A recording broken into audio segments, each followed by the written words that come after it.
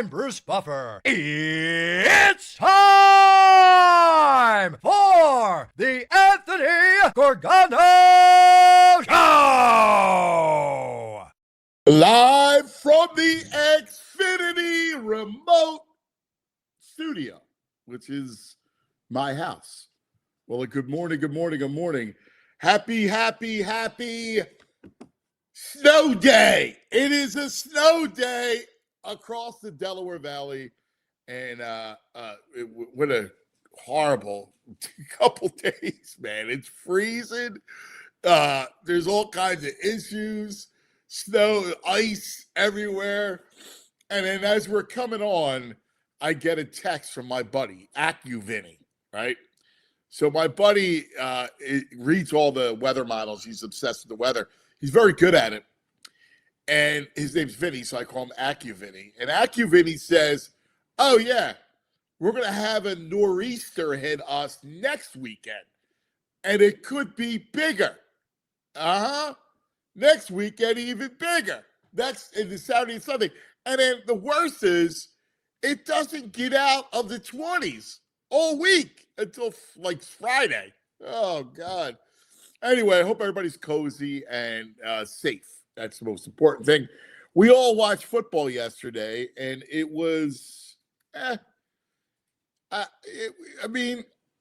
both those games, the Seattle Rams was an awesome game. It was a good football game.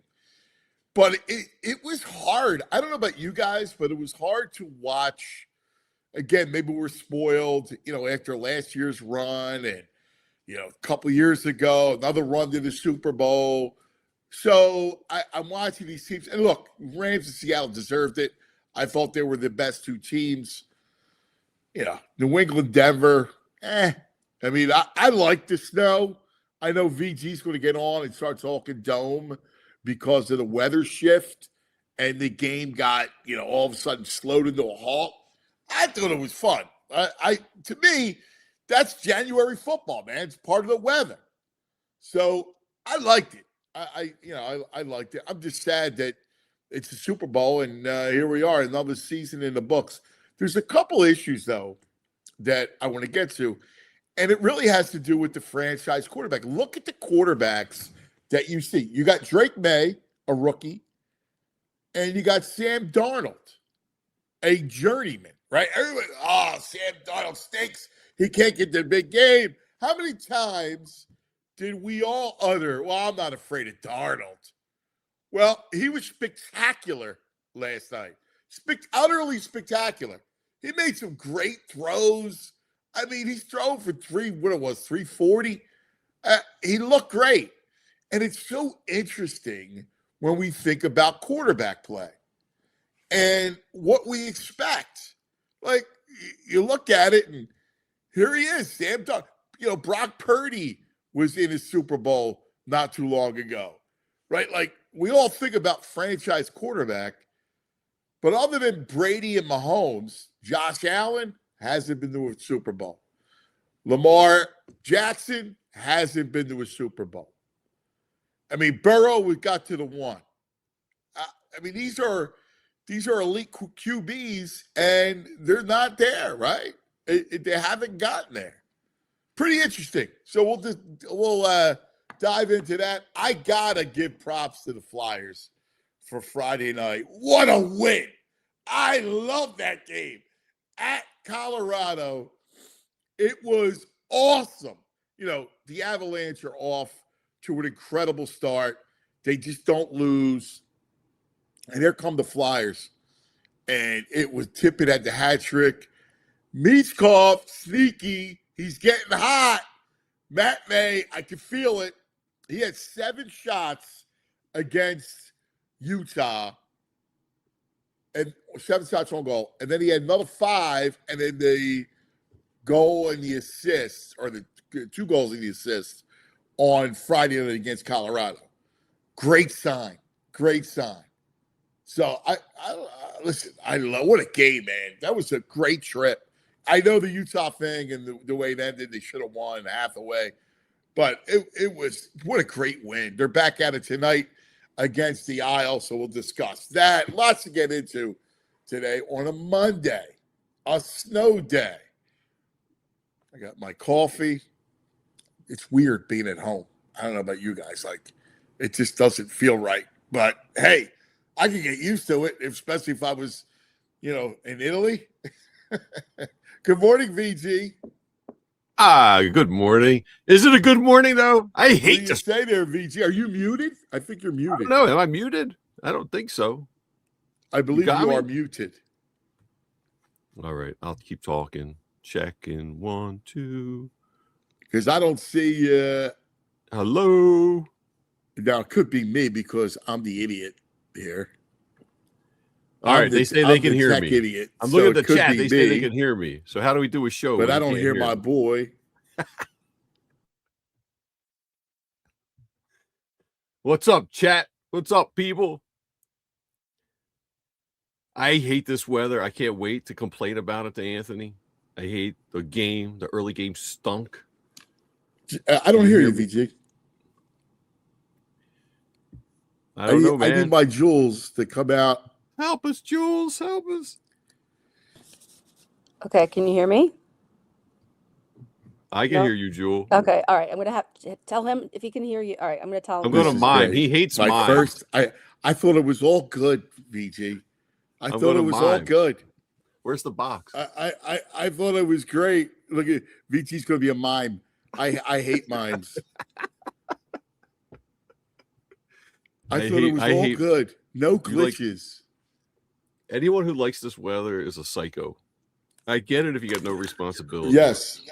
All right, so go to that microphone Bear button. with us here. We're working out these technical difficulties. Headphones. Sammy says he can't wait for the weather to come to him. You're a maniac. You must have no shoveling to do. My settings got messed up. Are you good now? You got me? I hear you. I hear you. All right. We're good now? We're good. We're good. I hate this weather. I hate everything about it. If I never see snow again, I'll be so happy. The only people who like it are you people. Hate the sun. Dude, I did like 4 hours of shoveling yesterday, and it's still, I got to go back out there and get it again today. If you like this, you got to be like a 12-year-old. It's the only way you could like it. Go out and play football. That's when it was cool. And all I had to do was go play football in it. That was it. Other than that, dude, I'm out on this. Well, Massimo said to me last night, hey, you want to go play football in the snow? Right. Yeah. Did you? No, he was talking about today. Oh. And I'm like, dude, it's but yesterday was nice and fluffy. Now there's like a little like ice on top of it. No, it was never fluffy. It was ice yesterday. It was horrible. Yeah, no. Early in the day, we had fluff over here. It was nice and fluffy. Yeah, it was horrible. I got to tell you. Your buddy Vinny's got me. I'm going to be taking antidepressant pills. I can't take. There's no place for this to go. It's not going to melt. We can't put it anywhere else. We can't pile it anywhere. Well, that's the problem, right? This is like so when I was I used to live in Chicago, and I never experienced a winter like when I lived there. Dude, it didn't leave. Like you talk about it not leaving. Right. It was there until April. Yes. And every day. So I'll never forget. I was like, I can go back to this moment. I was leaving Chicago Stadium. That's where the Bulls played. I was covering the Bulls. I'm leaving the stadium, and my car was parked in the parking lot where the employees parked. So it was a bit of a walk. It was so cold. It was like below zero, and then you got Chicago winds. And I remember thinking, if I just flicked my earlobes, they would go flying. My nose was running. It's the so worst. cold. Yes, I Your know. nose Your was eyes water with the wind. Your eyes will water. My eyelids were frozen. Literally, I picked ice off my eyelashes. It was that, dude. And I look at this weather. Just go to the iPhone, right? Yes. And dude, look at this. This is just horrible. This is horrible. Here you go. Today, The high's 24. Yeah, great. The low tonight is 9. Tomorrow, 22. The low is 7. Wednesday, Oh my God. the high's 19. Thursday, the low's 4. The high's 18. Dude, 4. Friday, the low is 1. 1. It's going to be 1 degree Friday night. Oh my God. Oh yeah. Yeah. They say Saturday, another 5 inches. And then snow. 5 inches. I'm looking at 11 to 13. Oh my God. I get why everyone goes to Florida. I get why they go to Florida. Can we go to spring training? This is unbelievable. There's no way you can enjoy this as an adult. I mean, I can't even walk to the pub safely. I'm exhausted. Walking to the pub, I'm slipping. This is not good. It's funny. My buddy Toot said, as much as we hate this, at least it's supposed to be cold. It's winter. This is like it was when we were kids. Dude, the average temperature is 40. I saw it yesterday with the wonderful Susario. It's not 8 and 12 and 19. The average should be 40 degrees here. One. Are you kidding me? Dude, yeah. I can't tell. I hate the cold. Car doesn't want to start up. It's like, no, I'm already dreading that. I'm going to be stuck. We're going to be doing this remote thing for 2 weeks. Dude, have you turned your car on? You got to turn it on and let it run a little bit. You can't let it go 3 days in this weather. Well, I mean, unless you got a brand new battery. I didn't do it. I didn't do it yesterday, but I'm going to do it today. Yeah, let it run for a little bit today. Yeah, I'm going to do it. I got a full tank of gas. I did too. Like, what is the thing? My dad told me, my mom's like, I got a full tank of gas. Everyone's like, you got to have a full tank of gas. Where are we going? Yeah, but if you start it up, you let it run. I think that's kind of what it is.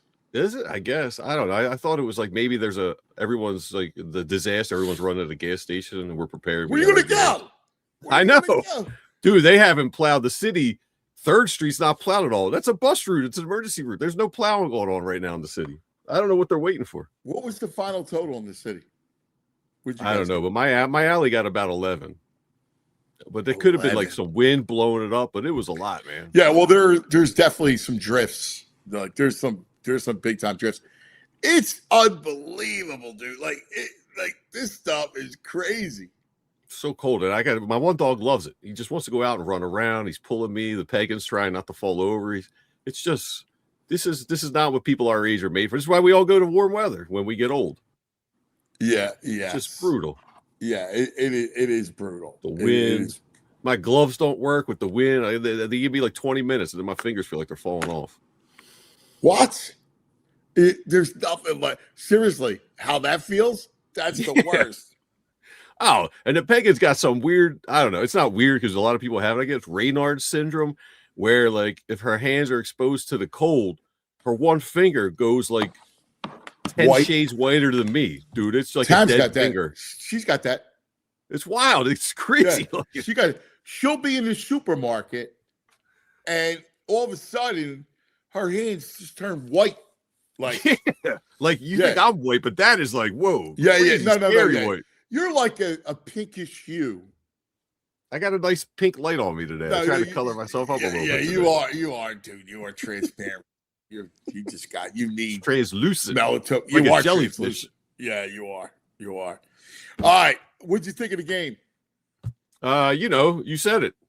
Anyone who liked that game with the snow, there should be domes for these games. I want to see a real game. With I knew you were going to start with this nonsense. Dude. Like, this is not, it was ridiculous. Football, I texted you yesterday. I was like, come on. I know. I wanted to go through the phone and just, you're lucky you're not next to me. I could just feel my hands around your neck. That game was horrible. That is horrible to watch. There's no way that should be an AFC championship game. That quality is just that's brutal. It's weather. It's what it's supposed to be. But it has no bearing. It has no bearing because, like, the lesser team could win, and then it doesn't matter because the next game's in a dome. Should be championships should be domes. No domes. You can't have a dome if you have the home field. Everyone needs to build a dome. Yeah, it's horrible. It's horrible. But it's got to be retractable. You've never even been in a dome. Open during the regular season. Don't count Syracuse. That's not a real dome. You've never been in a dome. Yeah, but for a football game, why wouldn't it work? It'd be fine. You've never been in a dome. No, It's but I want one so a bad. horrible experience. I want a good game for the I've been championship. in the Metrodome, the Astrodome, Indianapolis, San Antonio, the Alamo Dome, the one in St. Petersburg, Florida. Yeah, football's fine in those, right? Why would football be bad in the dome?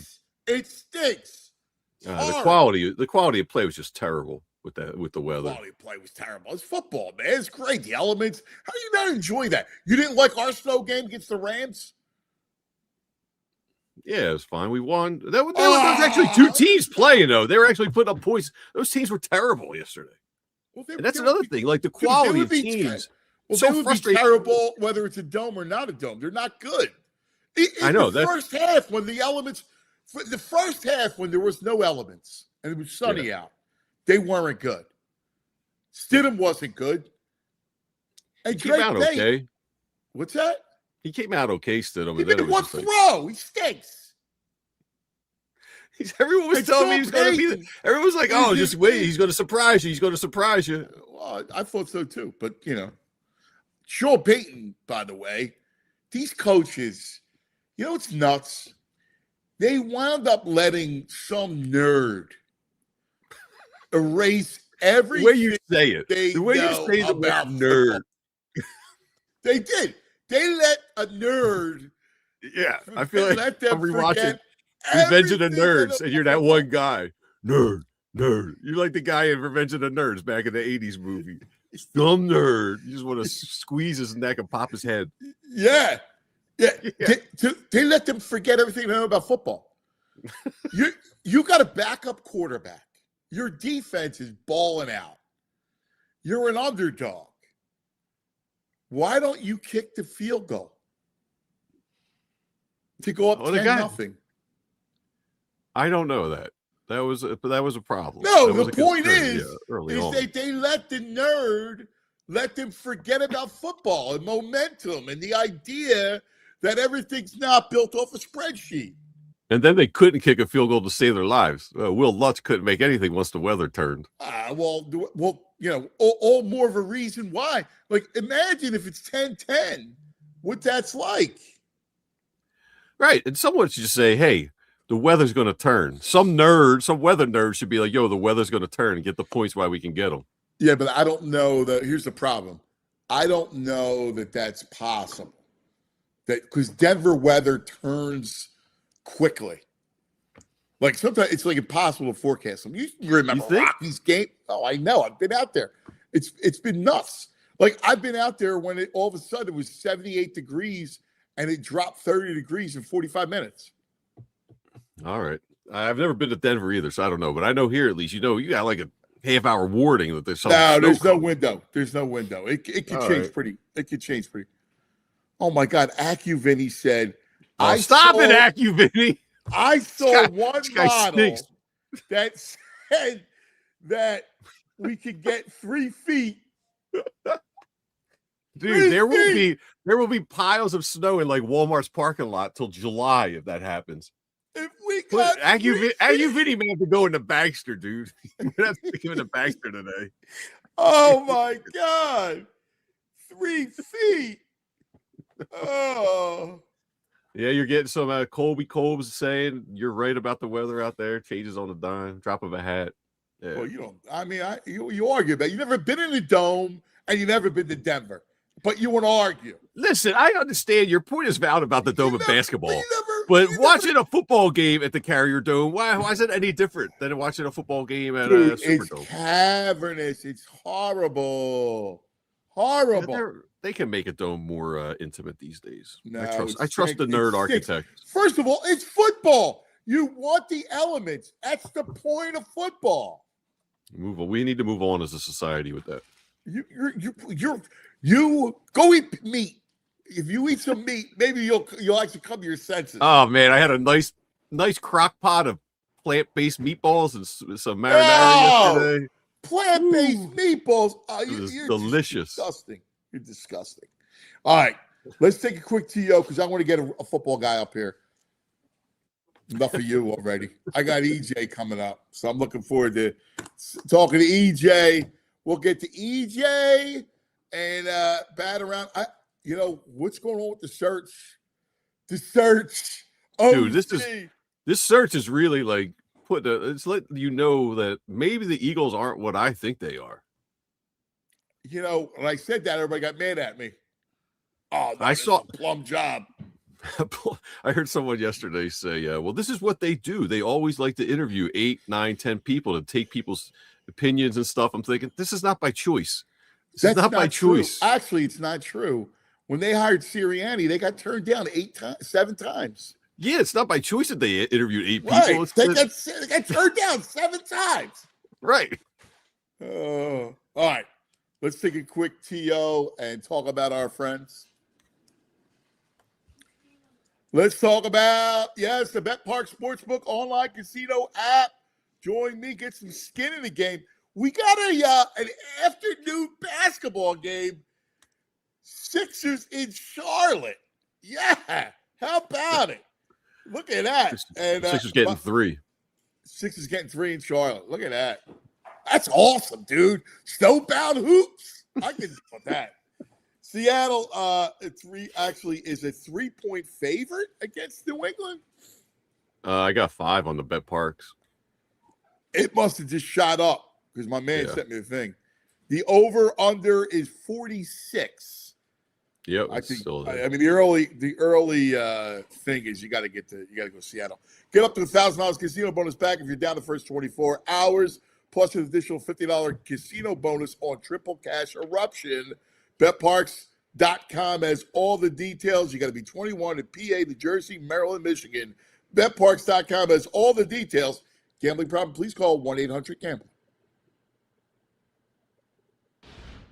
Let's talk about my friends from Xfinity. I love my Xfinity. What if I could tell you, what if I said to you, you could have reliable and intelligent Wi-Fi, and what if I told you keep the price the same for 5 years? That's right. The Xfinity 5-year price guarantee. Imagine Wi-Fi that makes everything in your home work together, that finds and fixes problems before you even notice them, like super intelligent Wi-Fi with a 6th sense that lets you stream the game even when the whole family's online. That's my problem, all right? I got 2 kids. I got my wife, all right? And I need no interruptions. That's why I love my Xfinity. No annual contracts, no hidden fees, and Xfinity's best equipment included. Take it from me. A lot can change in 5 years.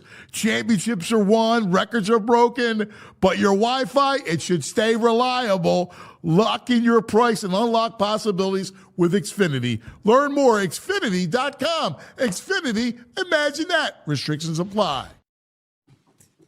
All right, welcome back. Now, let's get a real football guy up here so we're going to have a conversation. Finally. I got to talk to you. Give me an E, give me a J, give me an EJ, give me that EJ Smith. Hello, EJ. Good morning. What's going on, guys? I feel like I should be in between you guys. I can EJ, bridge the gap here.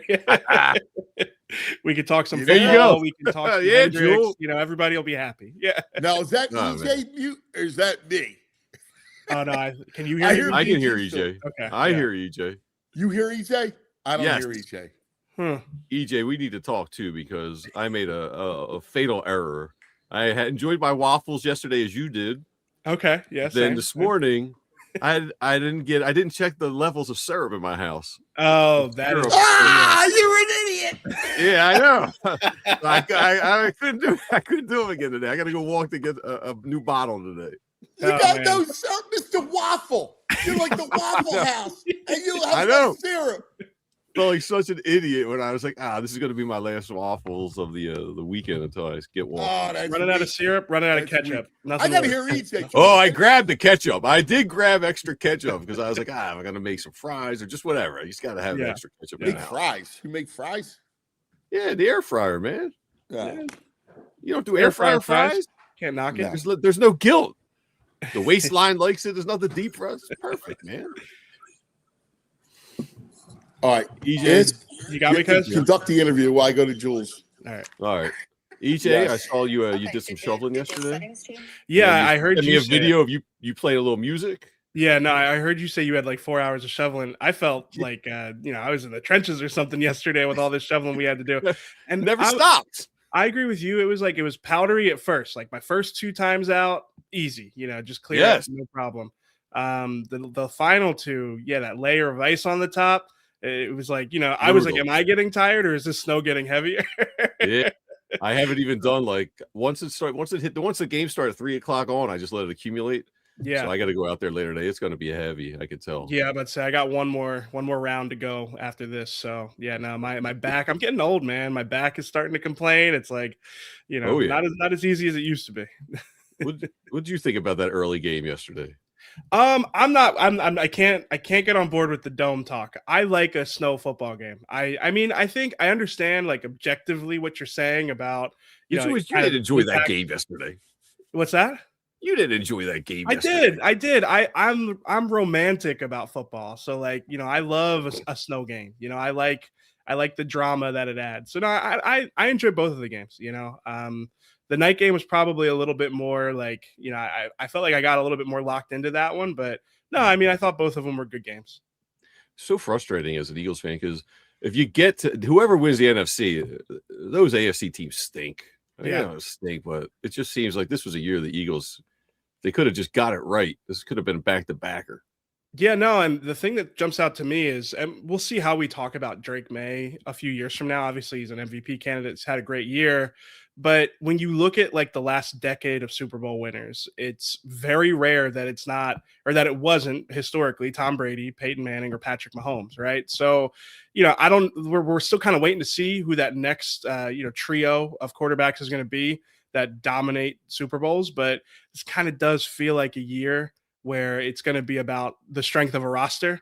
And those are the years where you feel like your GM really gives you a chance in Howie Roseman. So no, it does. I don't want to keep, harping on the missed opportunity that the Eagles had here, but there definitely felt like a missed opportunity when you think about Sam Darnold and Drake May being the 2 quarterbacks in the final game here.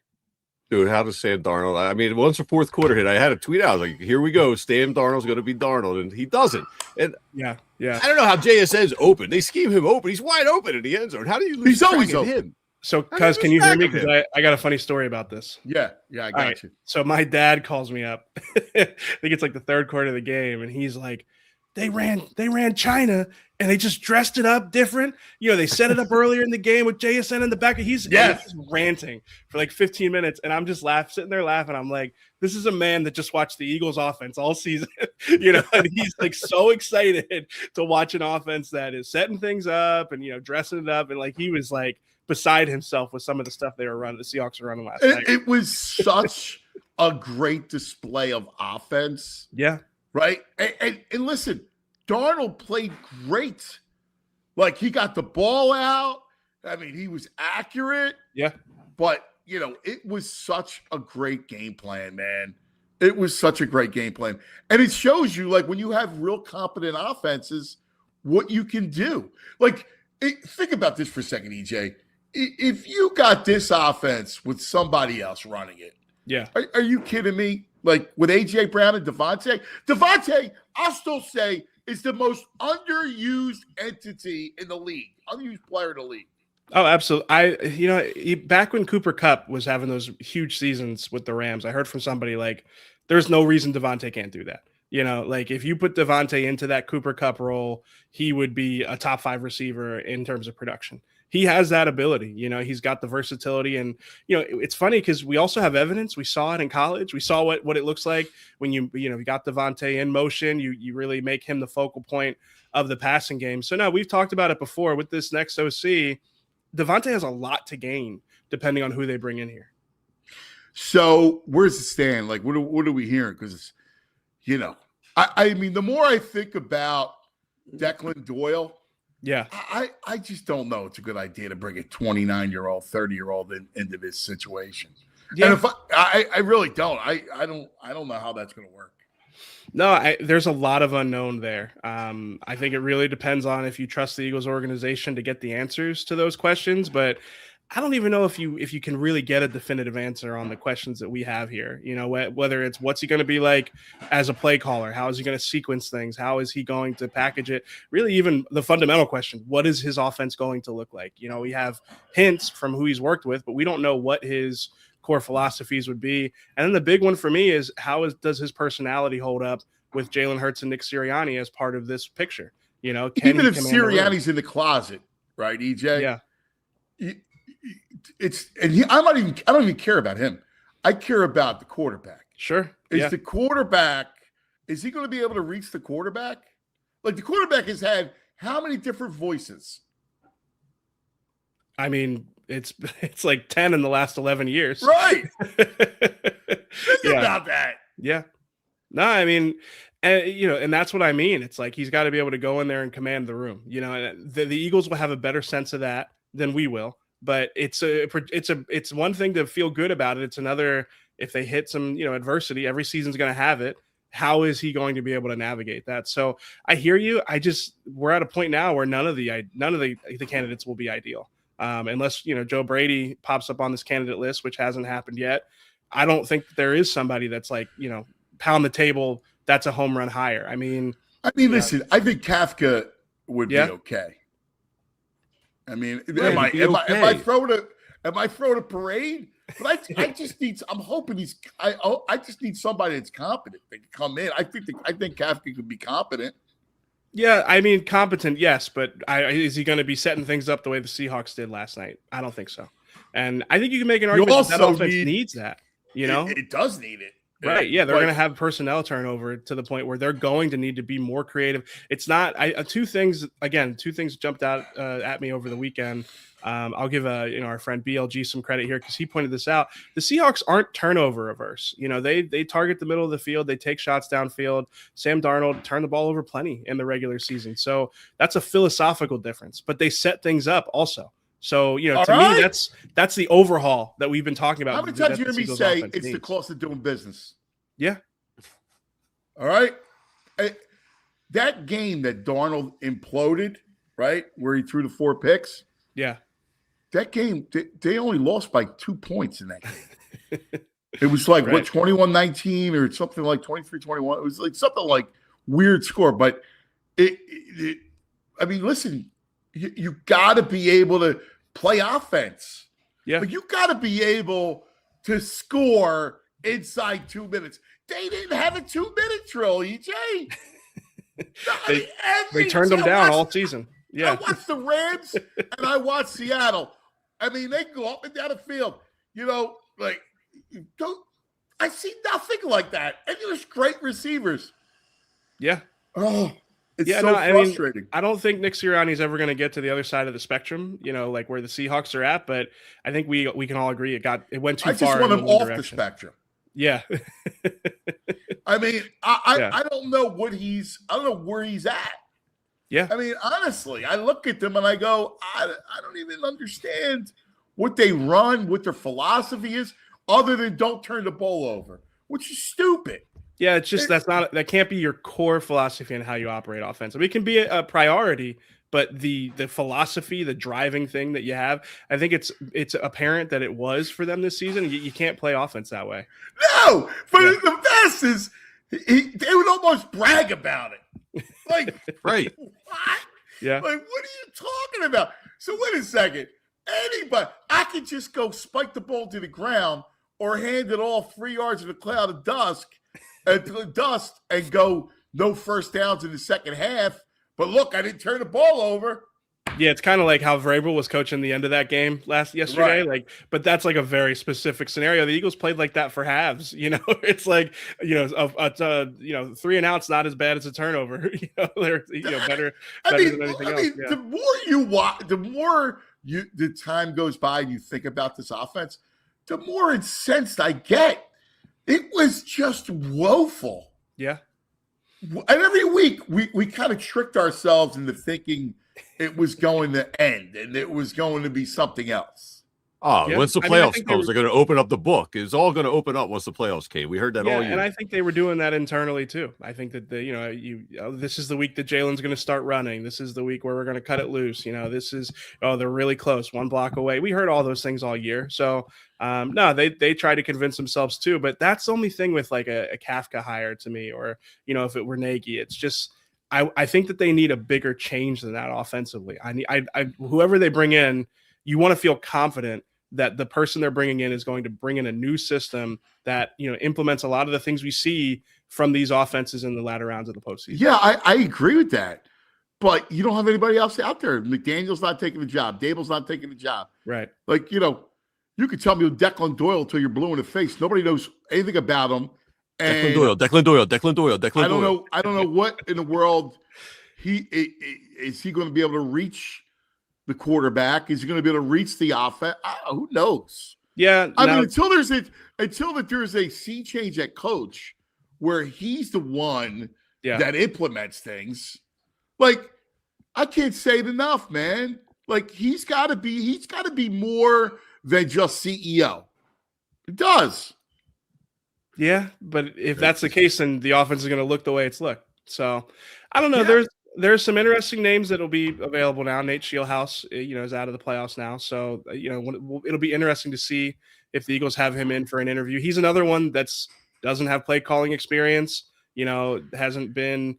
Why? Can I ask you a question? Since, the last few years. Why would Nate Shieldhouse or even Declan Doyle take this job? So if I'm Sean McVay, right, and I know Shieldhouse, and Shieldhouse comes to me and says, "Hey, coach, I got this offer in Philadelphia to be the OC." And if I'm McVay, I say, "Oh yeah, so your first job, you're going to have to deal with a coach that is probably on the hot seat, and we've already seen the change. You don't know what's going to happen with A.J. Brown. You got a quarterback that has issues, right? And certainly had issues with A.J. Brown. You got an O-line in flux, the best right tackle in football. And you have a team that is apparently on offense descending. Yeah. Why would you make that your first big gig? I mean, I think it's proven out that guys who have options view it that way, that they view enough variables that they prefer the other options. I think we're getting later in the game here, and I still think that you just laid out the variance and the downside pretty well there, but there is still a high ceiling with the job. But I think what you're saying is a reason why it's risk. All I'm talking about, I'm not saying it's a bad job or anything like that, but it's but guys with options risky. have picked elsewhere. Yeah. Right. Like if you're a 29, 30-year-old dude that's got the bright star, well, look at what Ben Johnson did. Ben Johnson had second thoughts about Washington. Yeah. Right? On the plane ride, I'm out. I'm going to stay in Detroit. Sometimes it's good you don't take a gig, right? Sometimes it didn't hurt Ben Johnson, right? Yeah, no, I agree. Now, maybe Shieldhouse doesn't view his landscape quite the same way that some of these other guys do. If they're going to go off the list that they've interviewed and guys who probably don't have tons of options, I think Grizzard is the one I would go with. We talked about him, that Tampa offense did some nice things schematically, and I just get the sense that he's respected in coaching circles, but he doesn't have a lot of options. So if we're talking Kafka, Nagy, I think Grizzard would be my pick. I'm with you. Yeah. I may put Grizzard ahead of Nagy. Yeah. You like Kafka. Yeah. I mean, I'm not in love with him, but I think he's bright. I do. I think he's a bright dude. Listen, there's so much you can do with that offense when you have a rookie quarterback, and the kid played well. Sure. Yeah. And, some of that quarterback run game stuff, you'd like to see it in the Eagles playbook if Jalen embraces it. So, no, there's some interesting stuff. And they also lost their top receiver, too. Sure. Yeah, no, I mean, they dealt with injuries throughout the year. I don't know. I guess that's where we're at. It's day 13 here, It didn't, I don't think the Eagles expected it to last this long, and certainly we didn't, but, this is where they find themselves. Day I think like 13. a Declan Doyle comes in, if he's got the chip on his shoulder enough to be like, yeah, I won into this. I like a kid who, not a kid, but like a young guy who comes in and thinks he can fix this. Yeah, I'm I mean, okay with you got to that. have the ego to to take this job. You have to have the ego. But even guys with the ego have not taken the job. Dude, Yeah. stop. You look at it like, Yes. listen, you're looking at it like a homer, which is fine. Declan Doyle's looking at this gig going, I'm telling you, Ben Johnson's telling him. Let me tell you this. I sat at the bar yesterday with a Bears fan. It's a guy named Tank. It's the second week in a row. And I asked him about Declan Doyle. He didn't even know who he was. There's a guy with a Bears hat on sitting next to me. Only in Philadelphia do we know that's another reason why. Like if you're a young OC, you want to come to this place, which is boiling hot. If he wants to, yeah, come on in. Yeah. Stop. They've already nicknamed him in the chat Declan O'Doyle. They're loving it. We're going to have Declan O'Doyle here. Hey, I'm just giving you realism. Yeah, so you guys were talking about the no turnovers. Do you guys think that stems from it's a fear-based thing, like a lack of confidence in his own offensive planning and X and O skill set that he's like, let's just keep it safe because I'm afraid if we fall behind a little bit, I don't have the chops to I also think it's part of how he views the quarterback.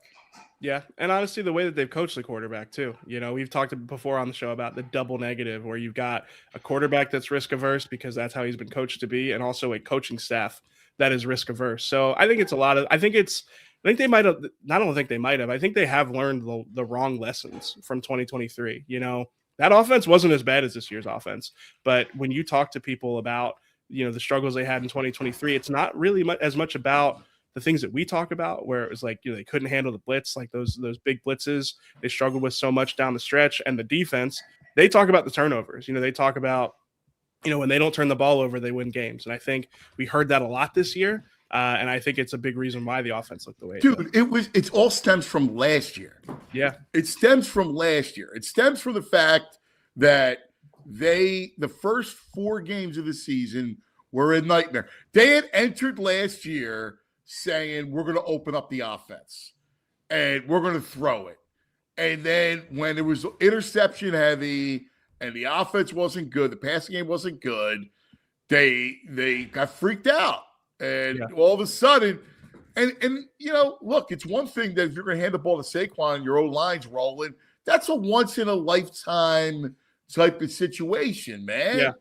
That's not, you can't count on that. That's not your offense.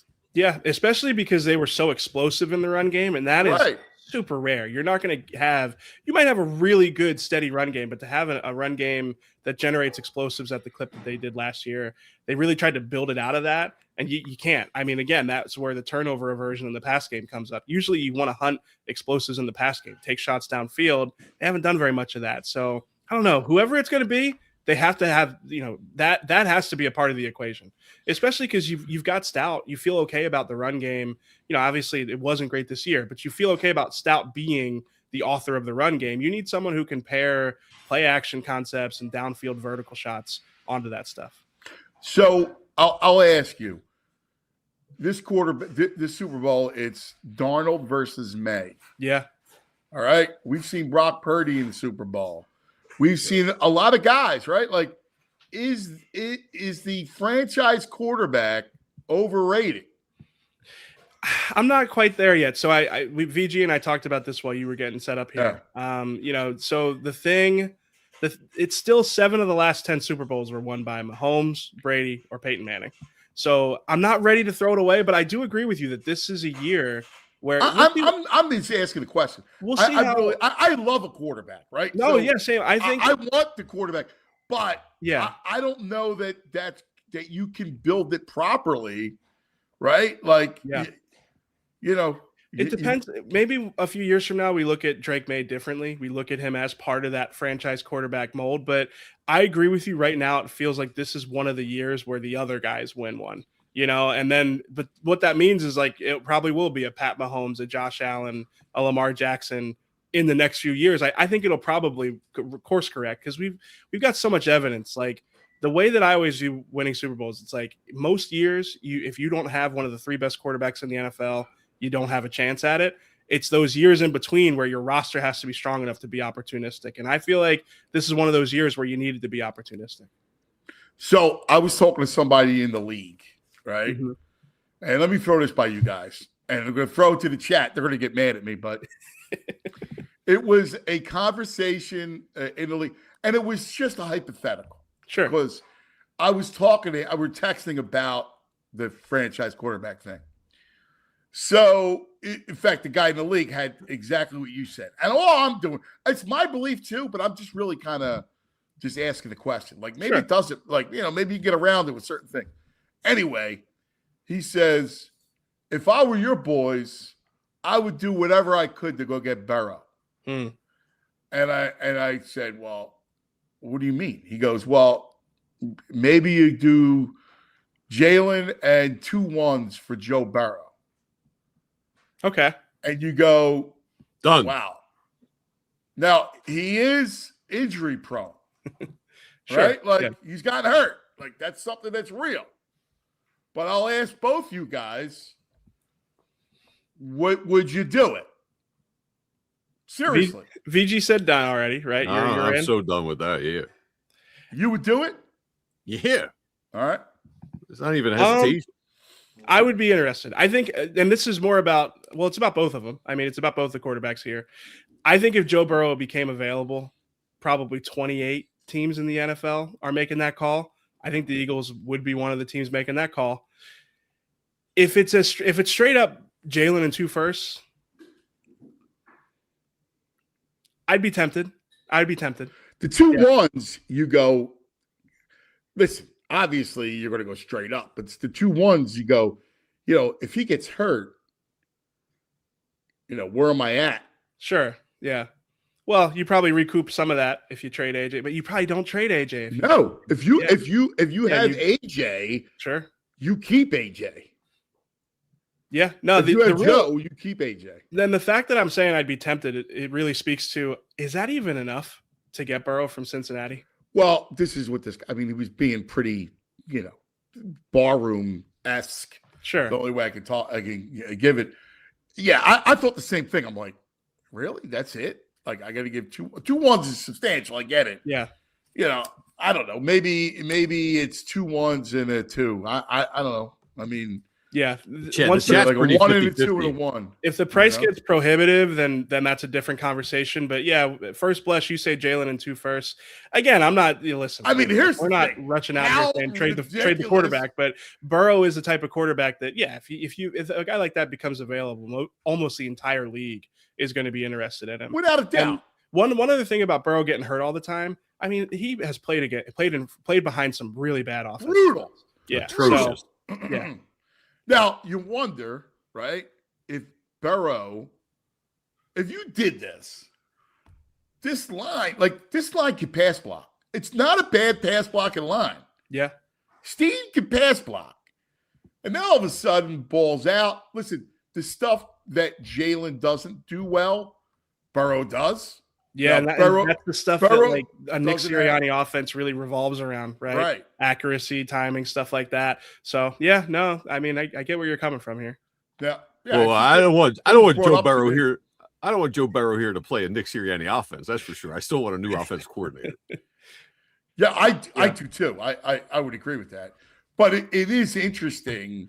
When he threw that at me, I was like, so you're telling me there's a chance that Joe Burrow is really upset in Cincinnati, which I wouldn't blame him.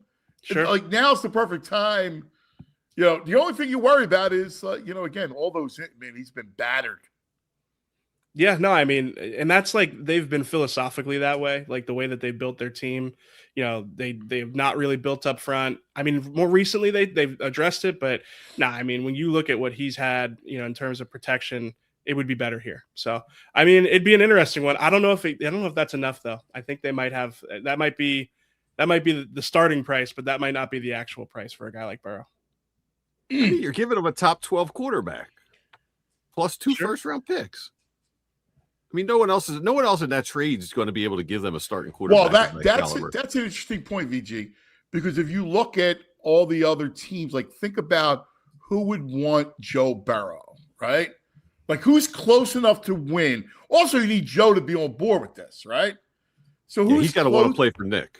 Who's close enough? Forget Nick, because it's a Howie. Howie would smooth that over. So who's close? The NFC East, nobody else. Nobody else would be in the market for him. The South, I don't know why. Atlanta? Yeah, Atlanta. That would make sense. Carolina, no. Tampa, no. Saints. You got to take Michael Penix. Nah, or they're Hurts. not.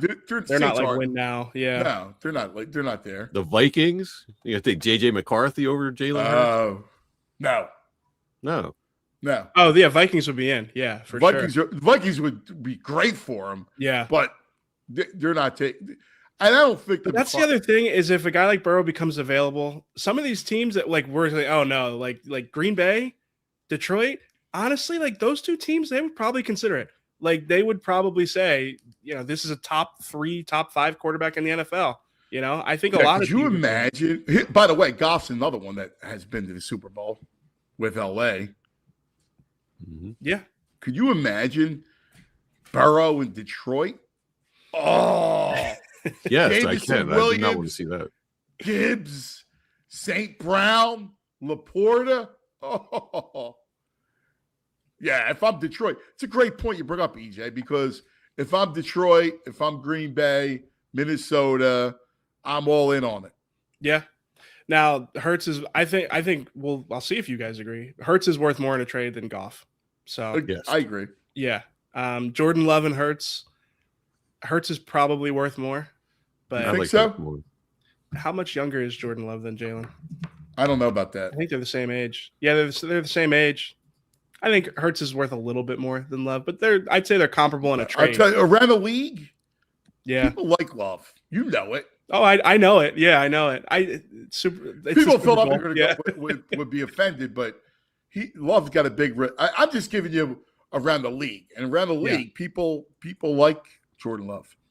Yeah, it's an interesting one. I think if I'm the Bengals, I think I'd probably actually just want as many draft picks as I can get. I don't know if I want to get married to a quarterback in the return for the deal. Yeah, I agree. Yeah. I agree. Let me ask you this question: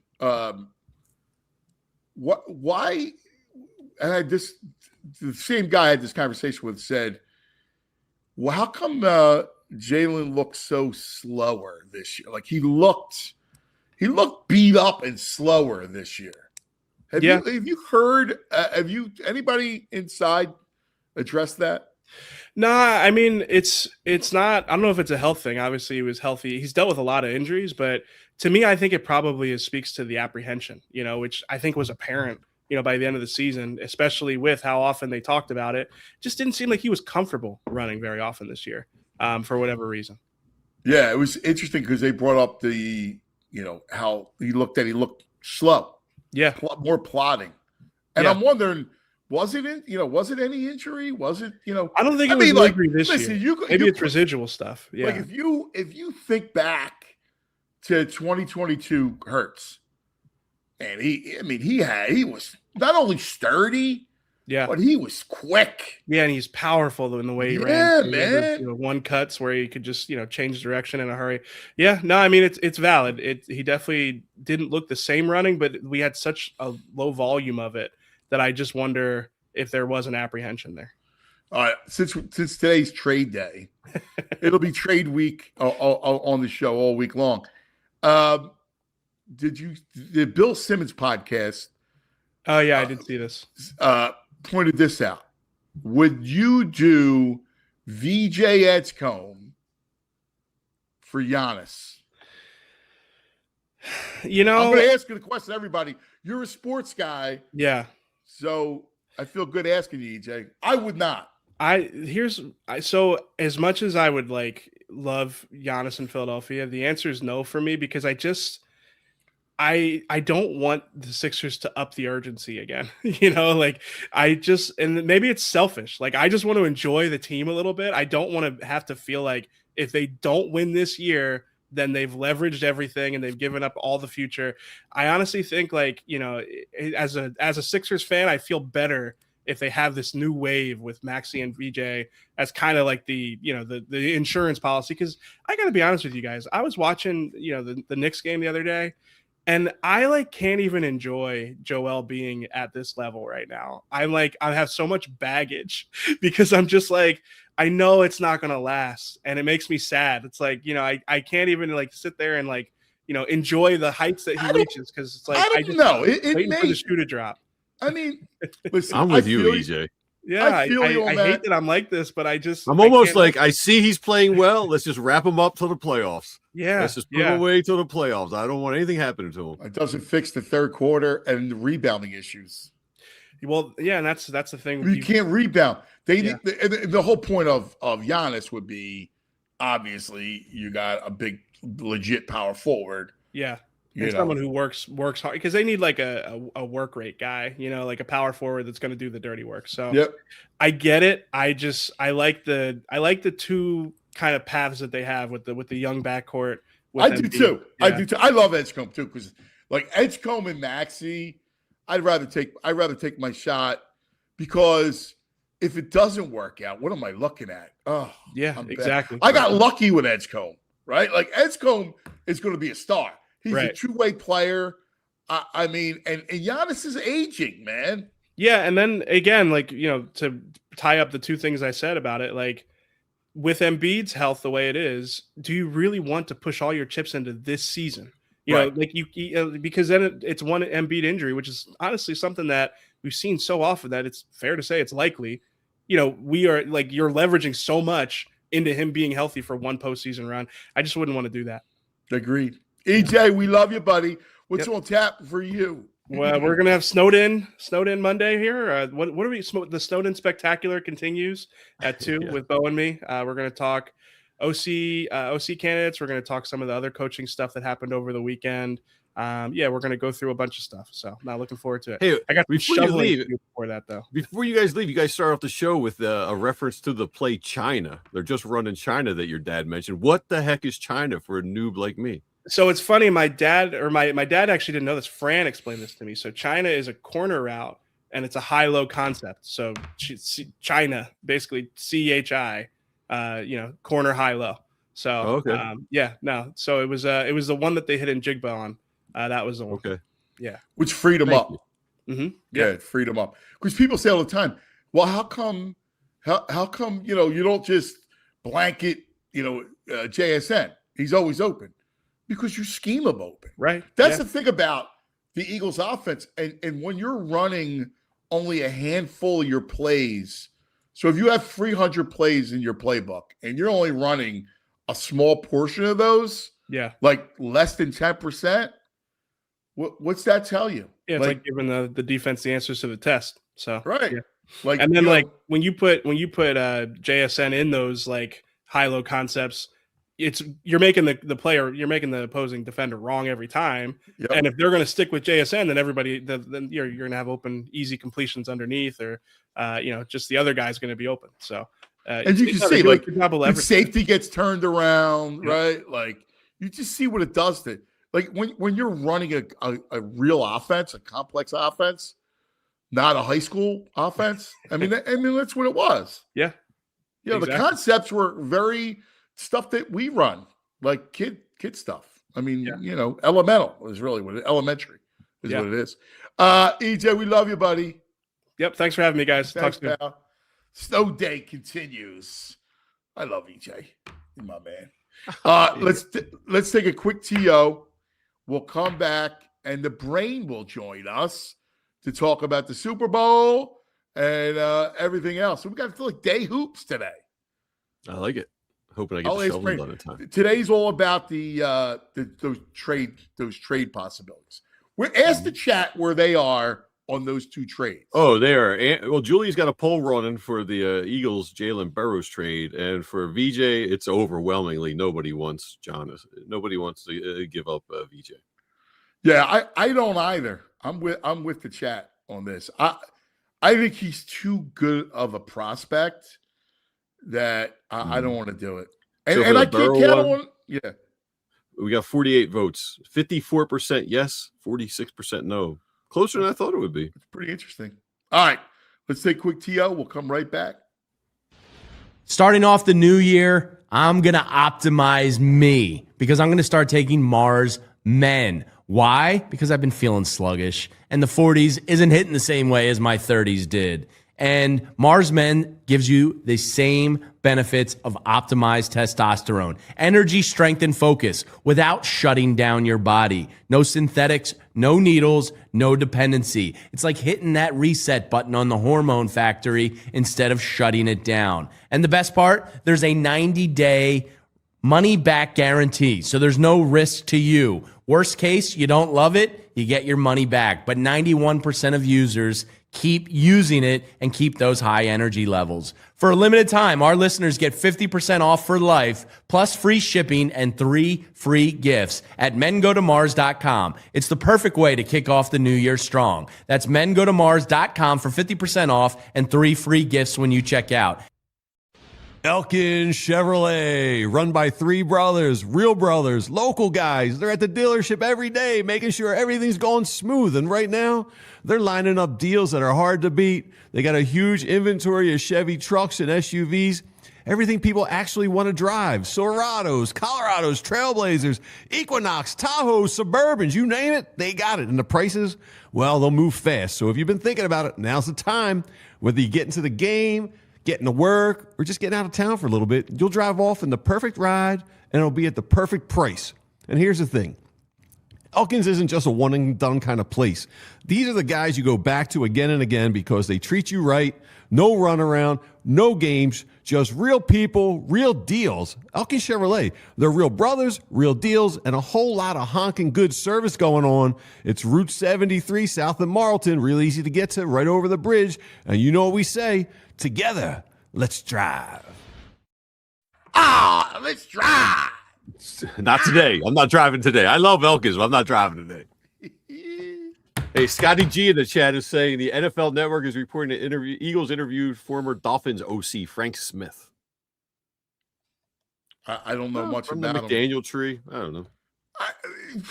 But again, this tree thing is bogus. Yeah. All right. I want Let the me trees, just tell dude. you. Stop hating Let on me tell you, trees. the tree stuff is bogus, man. It's bogus. These guys learn just by being in the room. They all sucked.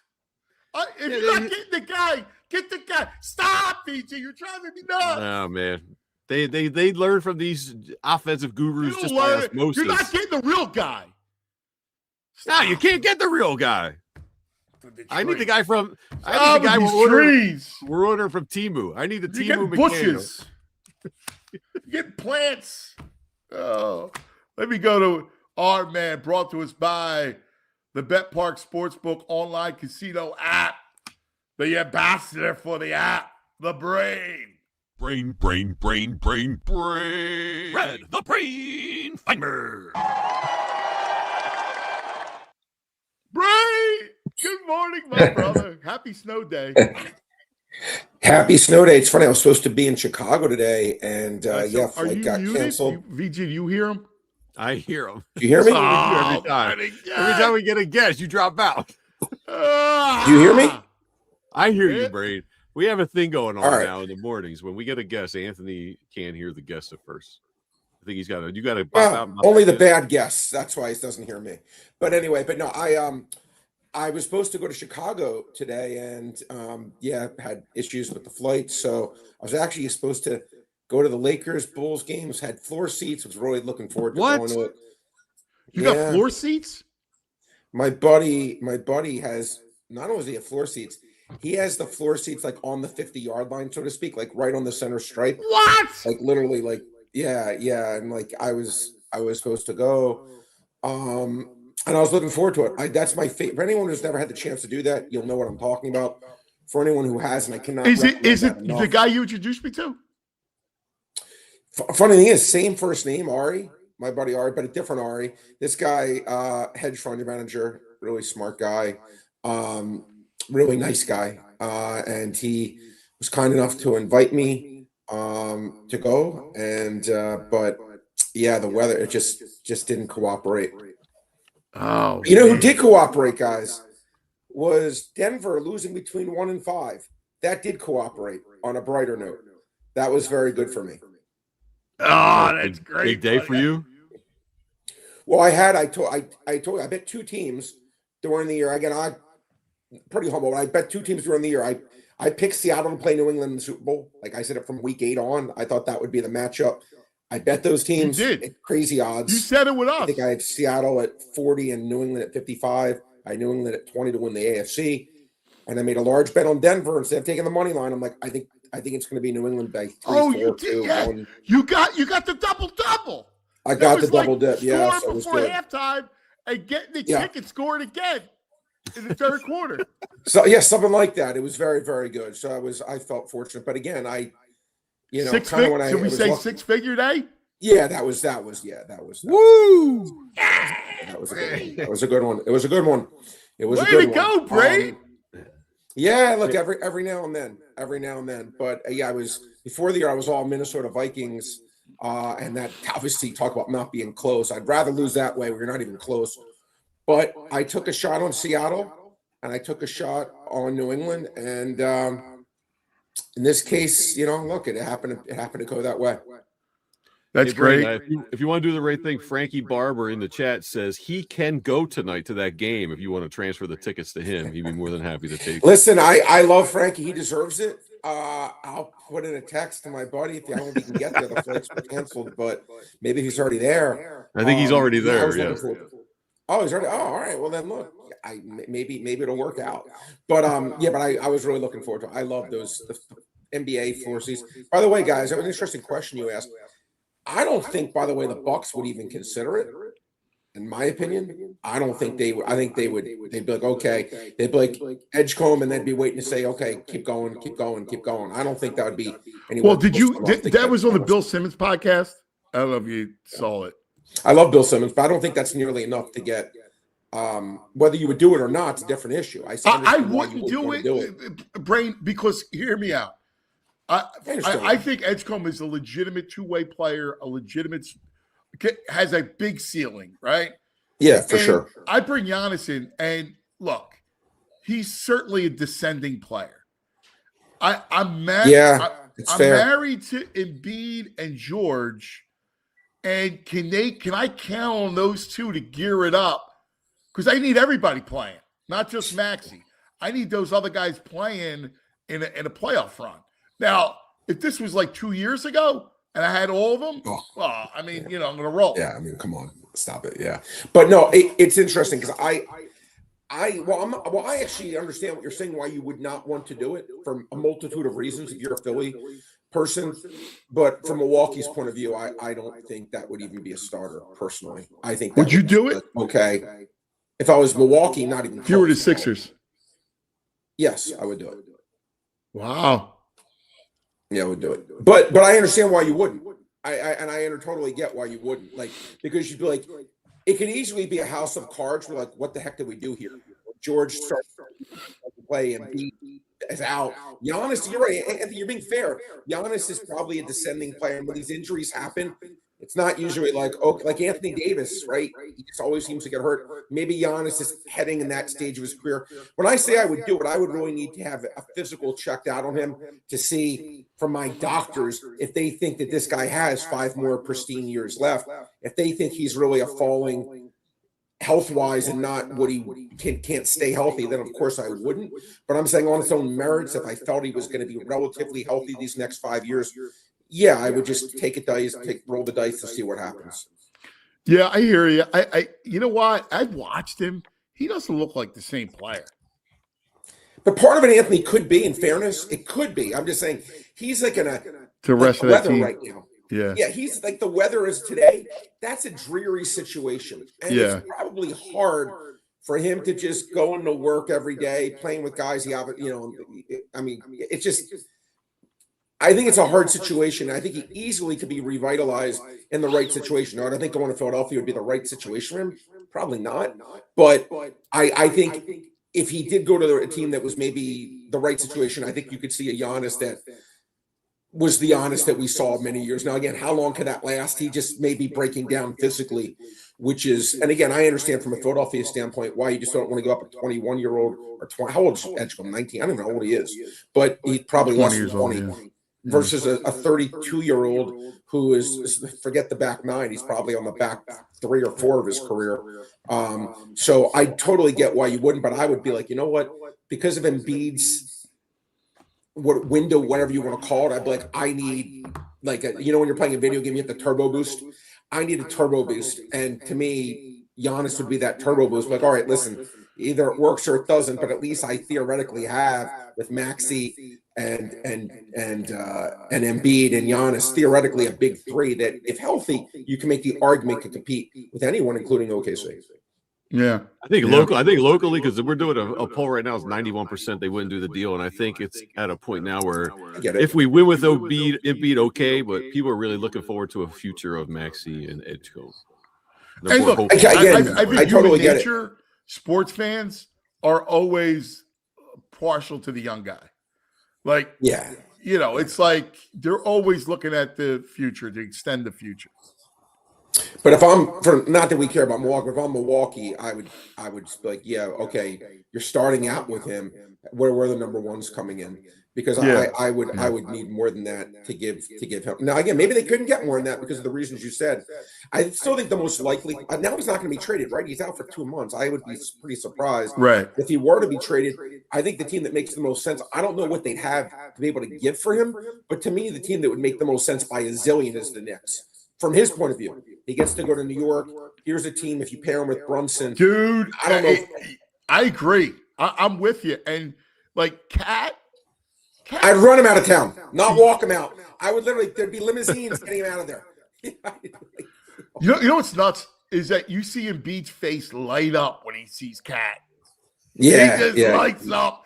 You want to talk about having Cat for dinner? Oh man, he can't wait.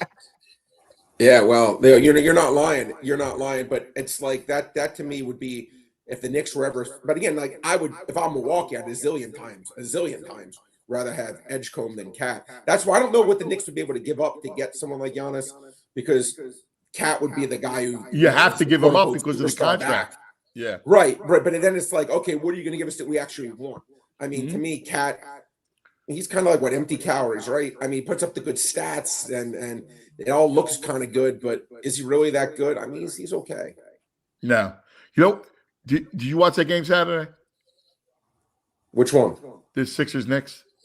Oh, I watched some of it. They couldn't quite get there. I mean, I kept thinking maybe they were going to they couldn't quite get over the hump. Dude, the third quarter, there's 2 things. Third quarter, and they can't rebound. It's the most amazing thing in the world. They can't board. Well, Anthony, how many rebounds I'm going to look it up. How many rebounds is Embiid averaging? Am I crazy that it's like 6? I thought it was closer to 8, but whatever. I mean, you're in that neighborhood. It's okay. You're at 7.4. But I mean, he used to average 12, right? So you go from 12 to 7.4. That's a pretty big difference just right there. Is he's not rebounding the way he once was. Him to rebound. Like everybody's in love with Kelly Oubre. They all get mad at me when I talk here we about go. Oubre. How about you grab a freaking board, Kelly? Like he's the one that needs to play the 4. I got to get 8-9 boards out of him a game. Well, Anthony. He's never been that kind of player. Stop it. You can't ask someone to do something they're not capable of doing. Well, then he's not that kind of player. Yeah, but again, well, that's my point. You walked right into my web, Bradley, because I know he's not that kind of player. Which Calling is you why Peter Parker. I don't like him in the starting lineup. Yeah, I mean, listen, as I said, the Sixers, to me, at least the talks that we're having now are a lot better than the talks we had last year. Yeah. And that's how I'm taking it. And how about Nick Nurse actually get a rotation that works in the third quarter? And how about you take a timeout too when you're getting well, first of all, run? Has this team lost more weird close games than any team in NBA history? I feel like they've lost like 12 games this year, though. I'm like, okay, they're 99-1 to win. The officiating, the last 2 minutes of the last 2 games has been brutal too. Brutal. Yeah, it's frustrating. Yeah. By the way, but I got to say this, guys. I know we haven't talked about it yet. You gotta, and I'm curious what I know you're close with Coach Rule, but I was happy for Sam Darnold. You talk about a player who is taken a ton, a lot of justifiable criticism, a lot of it. And this is a guy that I've backed way too many times. And I'm like, I keep doing that. He kept proving me right. I'm all right. He got it. I thought of you, Brain, because I was happy for him. You got I was actually vindicated. really happy for him. Because you know what? He played great. Tremendous.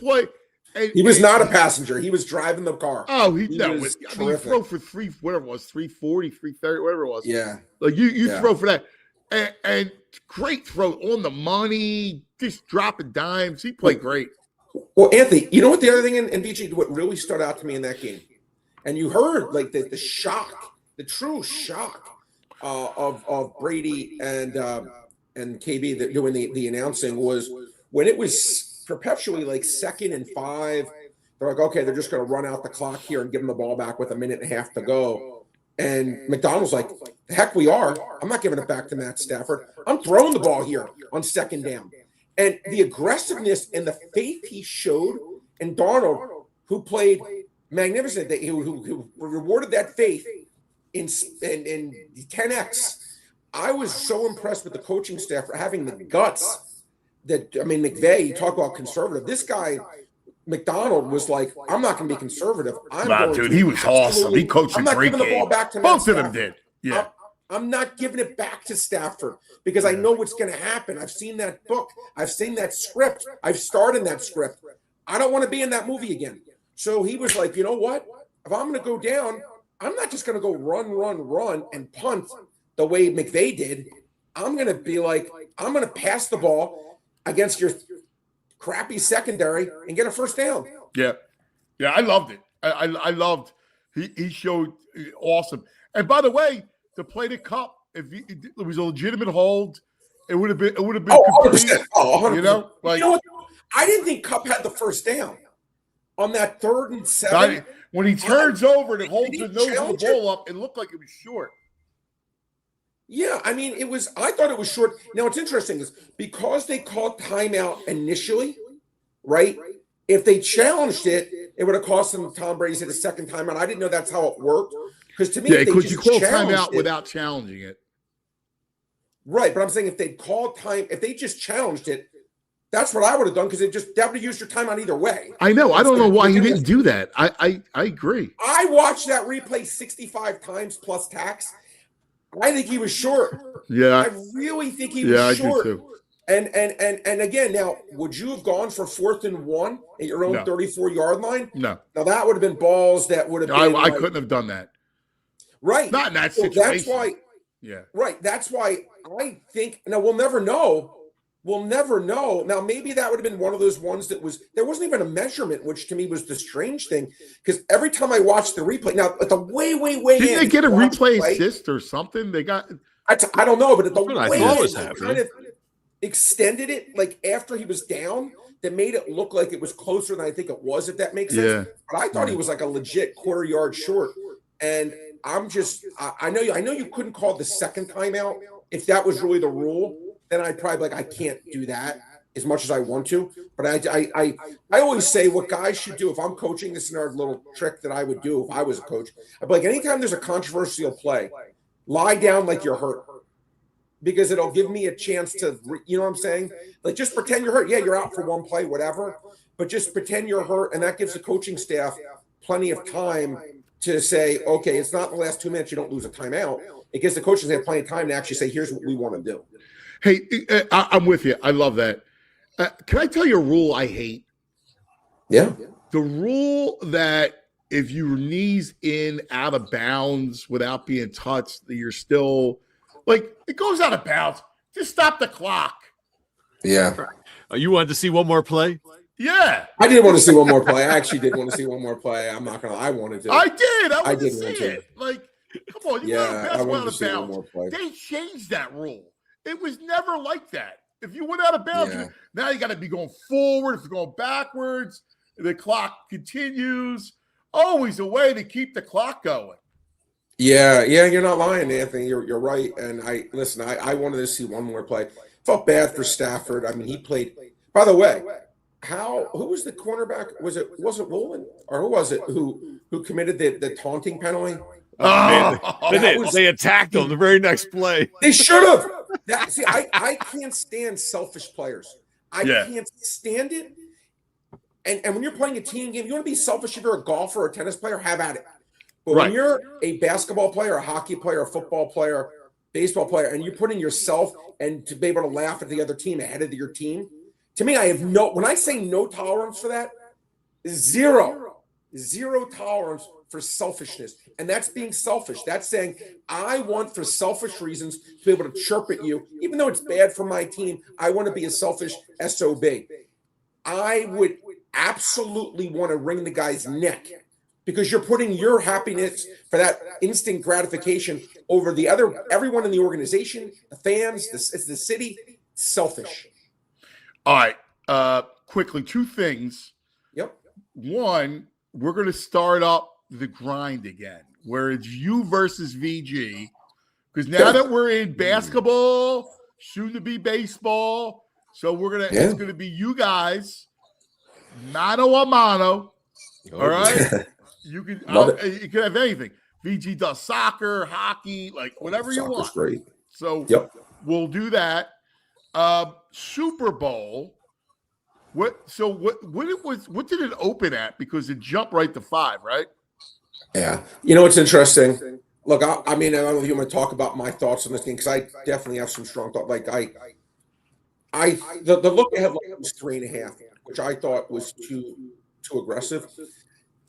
I will say the two teams, including the Eagles, and I feel like I know the best in football right now, including the Eagles, are the Patriots and Seattle. I watched every one of their games.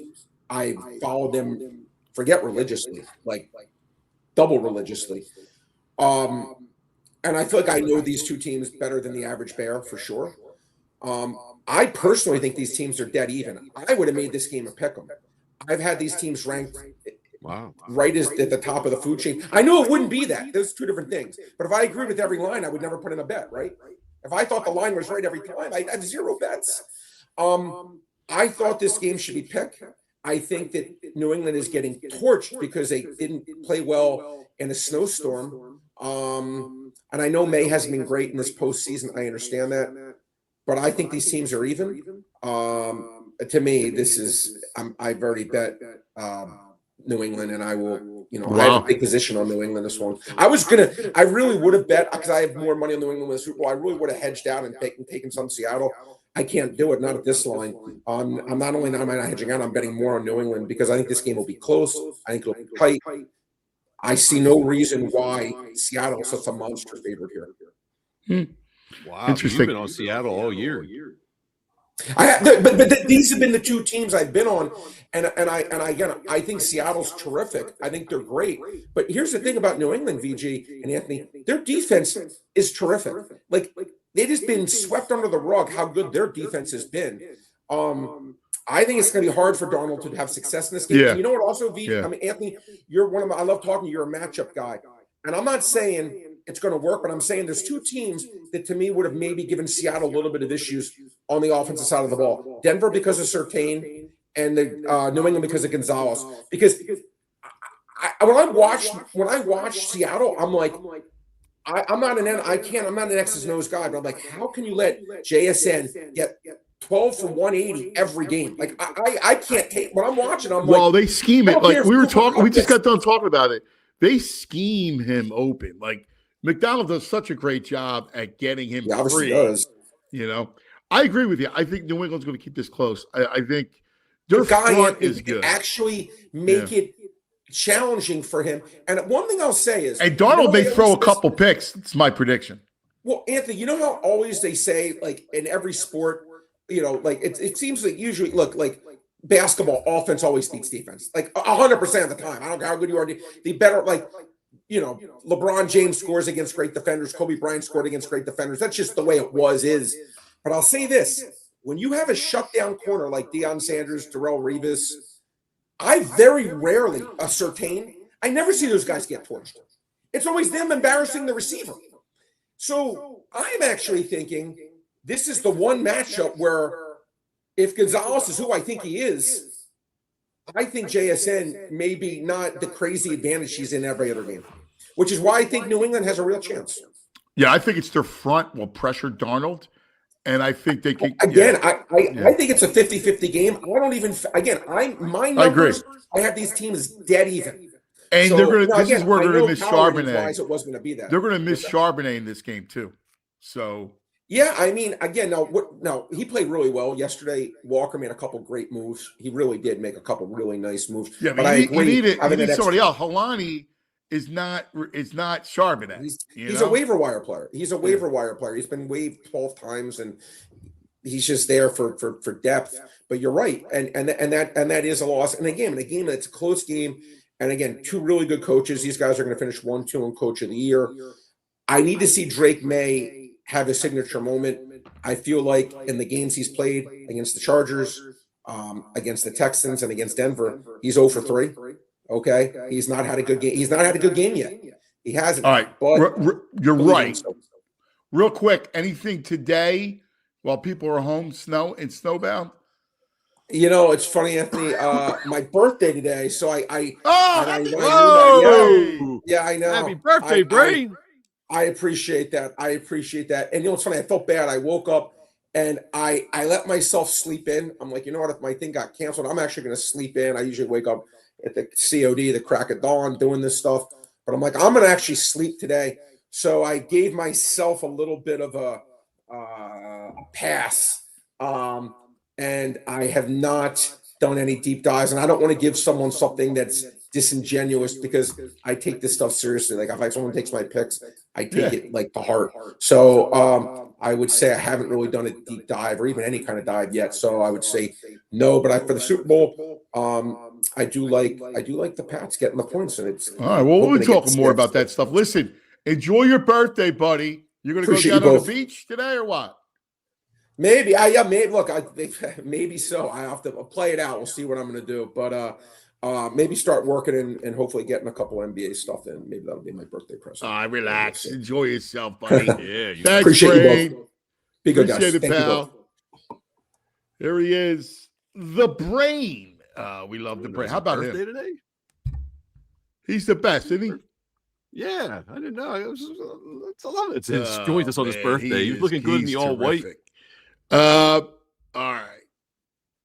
Let us take care of some business. Let's talk about the BetPark Sportsbook online casino app. It is there. You heard the Brain Super Bowl, or the big game, excuse me. The big game is here. And he loves New England. How perfect is that? He goes, New England, everybody's going to be on Seattle. I think he's right. I think it's very, very smart. So you can check out and you can play the Pats in the big game. Also, don't forget that Parks Casino has it all. They got everything going on. They welcome the Long Island Medium on June 6th. Teresa Caputo. That is our man Violations Greg's cousin. She's coming June. And that funny man Wayne Brady on July 18th. Check out all the acts at parkscasino.com. The sportsbook. If you can't get to the sportsbook, of course, the BetPark Sportsbook online casino app. Parkscasino.com to buy tickets for all the shows. You got to be 21. If you have a gambling problem, please call 1-800-GAMBLER. All right. It's pretty much basketball season. That's the time. College is kicking up. NBA's here. There's nothing better than being in the stands. But get your tickets. It's a different story. And that's where Game Time comes in to help you out. Get the Game Time app. I checked it out today. Sixers Bucks this week. $7 on Game Time. $26 for some nice lower level tickets. And the Game Time app gives you the advantage back to the fans. It's like a hack for unlocking amazing tickets and experience. Just a few taps, easy to use. Fees are included. You know your total up front with no surprise fees at the checkout. They give you zone deals. You can pick a section and they pick the tickets and they give you super good deals with it. And they give you the lowest price guarantee. Game Time will credit you 110% of the difference. Game Time ticket coverage. Your purchase is covered with the most flexible customer service policy in the ticketing industry. So take the guesswork out of buying NBA tickets. Download the Game Time app, create an account, use the code PHLY for $20 off your first purchase. Terms do apply. Again, create an account, redeem the code PHLY, $20 off. Download the Game Time app today. Man, oh man. Got me? Can you hear me? We good? Yeah, I got you good. I with brain, like this is a work in progress for us because and I got a feeling we're going to be doing this over the next couple weeks quite a few times. Yeah, well, with nor'easters popping around again. So even My tomorrow, God. I don't know about tomorrow. Tomorrow we may be doing the same thing. I mean, I'll keep you updated on the city. The city's not a mess today. Yeah, and I know my neighborhood's a mess out here. So my guess is we'll be doing the same thing tomorrow. But God only knows what the parking lot at the building looks like. dude, when it rains, it's bad. Remember the I ice? know. Like Yeah. it rained and it froze over. Yes. And I gotta be like Meatskoff to get over to the building. I mean, I love our building we're in, but the maintenance, I don't know how quick they're going to be with a plow going through. Listen, between critters and Right. I mean, stop. Come on, man. Let's keep it 100. It's not good. Hey, we talk about one thing that bugged me over the weekend. Yeah. Mike McCarthy going to the Steelers. What I a thought the same lame thing. decision. I thought the same thing. Yeah. My Pittsburgh friends are so miserable about this choice. Yeah, I don't know why. That's a plum job, right? You got all the time. You got all those people, and you go Mike McCarthy. Mike McCarthy. That's number 3 for him. Green Bay, Dallas, and now Pittsburgh. What's he done? Right. Yeah, what's he done is Aaron Rodgers should have had more Super Bowls, if not for him, probably. Right. He was a Were they hoping he failure in lured- Dallas. Right? Yes. I mean, he's a Pittsburgh guy. That's where he's from. And by the way, Dak's good. Yes. Well, that's my mind. He's like, maybe he'll bring Dax. I'll be like, you lucky if he brings Dax. That'll be the best quarterback they've had since Ben. Why would he bring Dak? The Cowboys are going to let him go. No, I don't know. He said Dak's going to follow him out. No trade. They're just dreaming because they're miserable out in Pittsburgh. This right isn't college. This isn't college football. He's not answering. He's not going to the portal. Right. Where you go, I'm going to follow my coach. Come on, man. Like, that's not happening.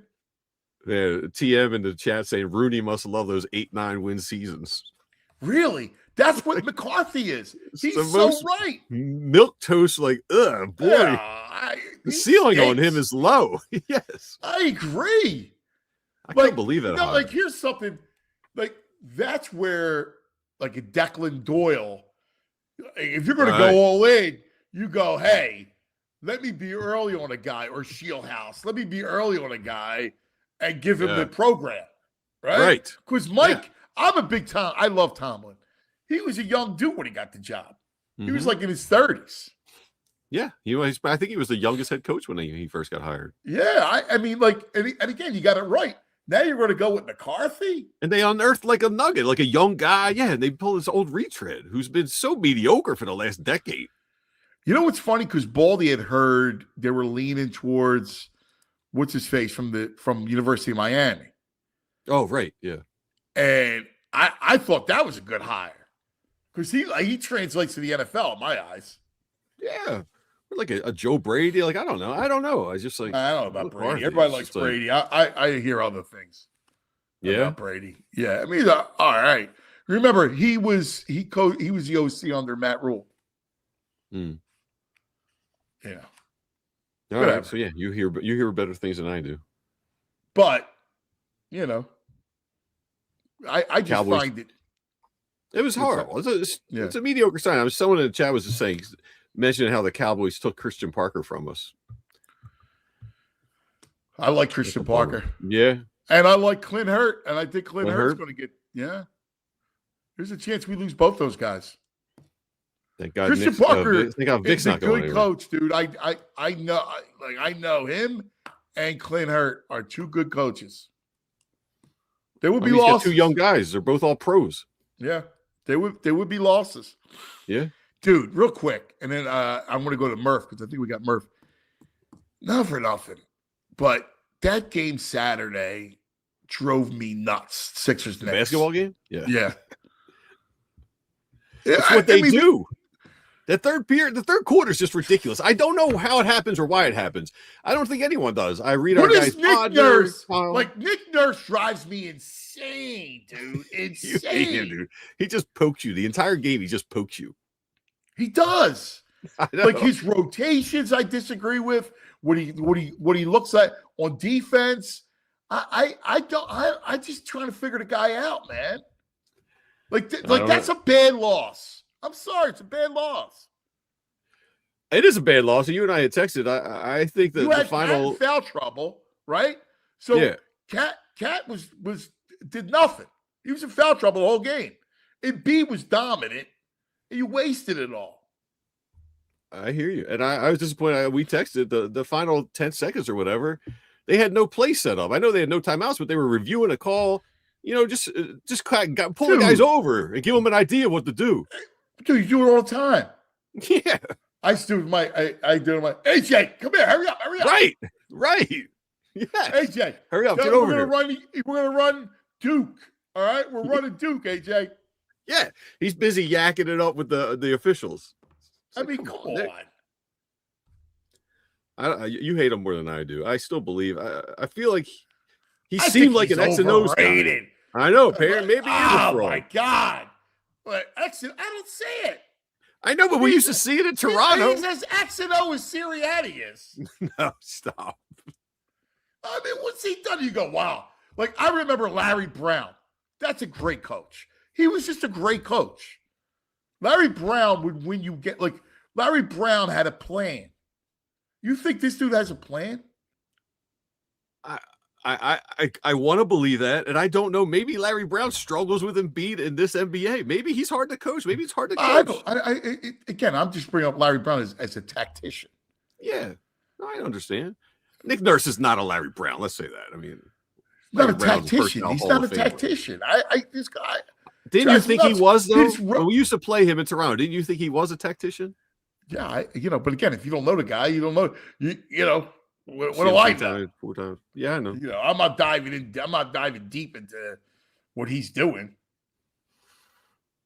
Oh, frustrating. All right. Now I got a lot to run by our next guest. One of the great voices in the Delaware Valley. He's snowed in. We're all snowed in today. From the Inquirer, the great columnist David Murphy on the Comcast, on the Xfinity mobile call-in line.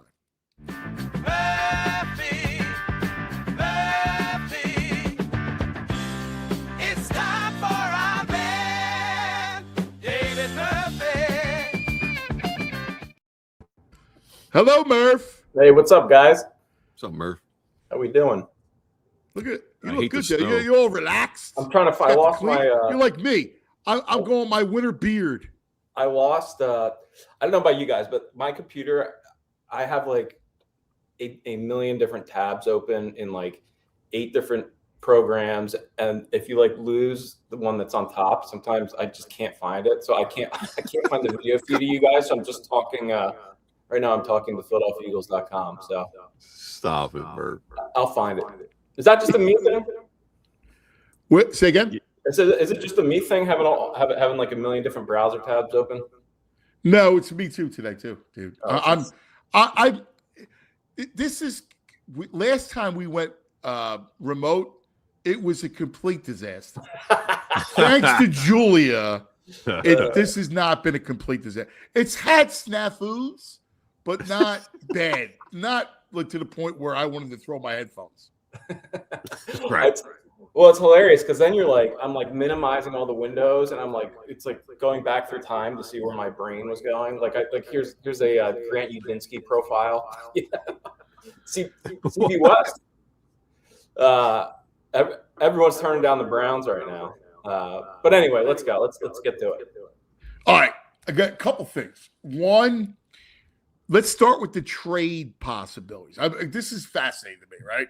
So I was talking to somebody in the league and in the NFL, and they said, he goes, what if, because would your boys do, or what would you do? Would you do Hurts and 2 1s for Burrow?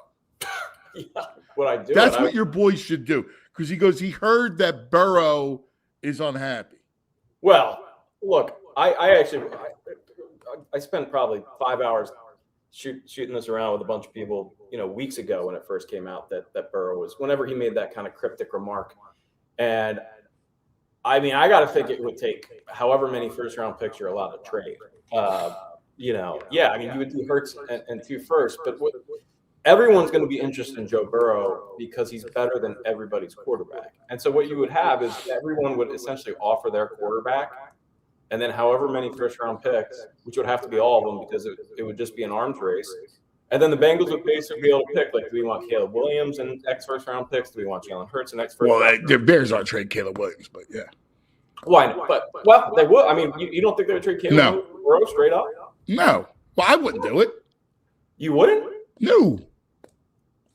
All right. Not at all. I guess we have why I have a quarterback a young quarterback who I love, who's got great arm talent, who just had his first success. And why would I weaken my team by trading 2 1s and the kid? No way. I wouldn't do that. I mean, Joe Burrow is for my money the best quarterback in the NFL. And I think it's he's almost in a tier under himself right now. I mean, I mean, you overstated. I mean, I think all those guys are when they're healthy. Mahomes is there, Allen's there. You can say whatever you want. So would you trade? If Allen had Jamar Chase and Higgins, I mean, I think he would be as good too. Would you trade? So would you trade Caleb Williams for Josh Allen? But no, here's what I'm doing. No, I'm not trading the ones. So yeah, if it was an even swap, yeah, obviously. But I'm not trading all my picks when I have a good young quarterback. Quarterback I think could be an elite quarterback someday. Well, I disagree. I think maybe Caleb Williams wouldn't be in it, but I think just about. I mean, Jordan Love. I mean, every other team is going to be upgraded by Burrow just about, except for 4 or 5. Green Bay. What's that? Minnesota. Yeah, I would trade Jordan Love in 2 first for Joe Burrow in a second.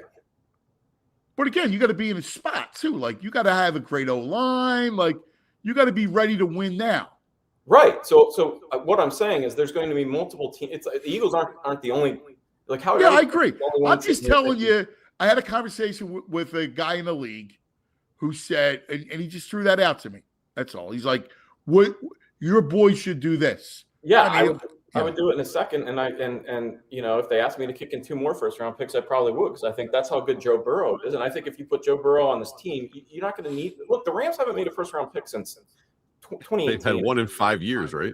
Yeah. They just hit on everything too. Well, they were also curve when it came to realizing that late first-round picks are overrated in the NFL. They've gotten to that point. And so, yeah, if you put Joe Burrow on this team right now, they're in the Super Bowl. Absolutely. 100%. And I think that the only question is his injuries, and I think that's, that would be where if you wanted to disagree, I think that's where the argument would be, you're taking a huge risk on Joe Burrow. He gets hurt every other year right now.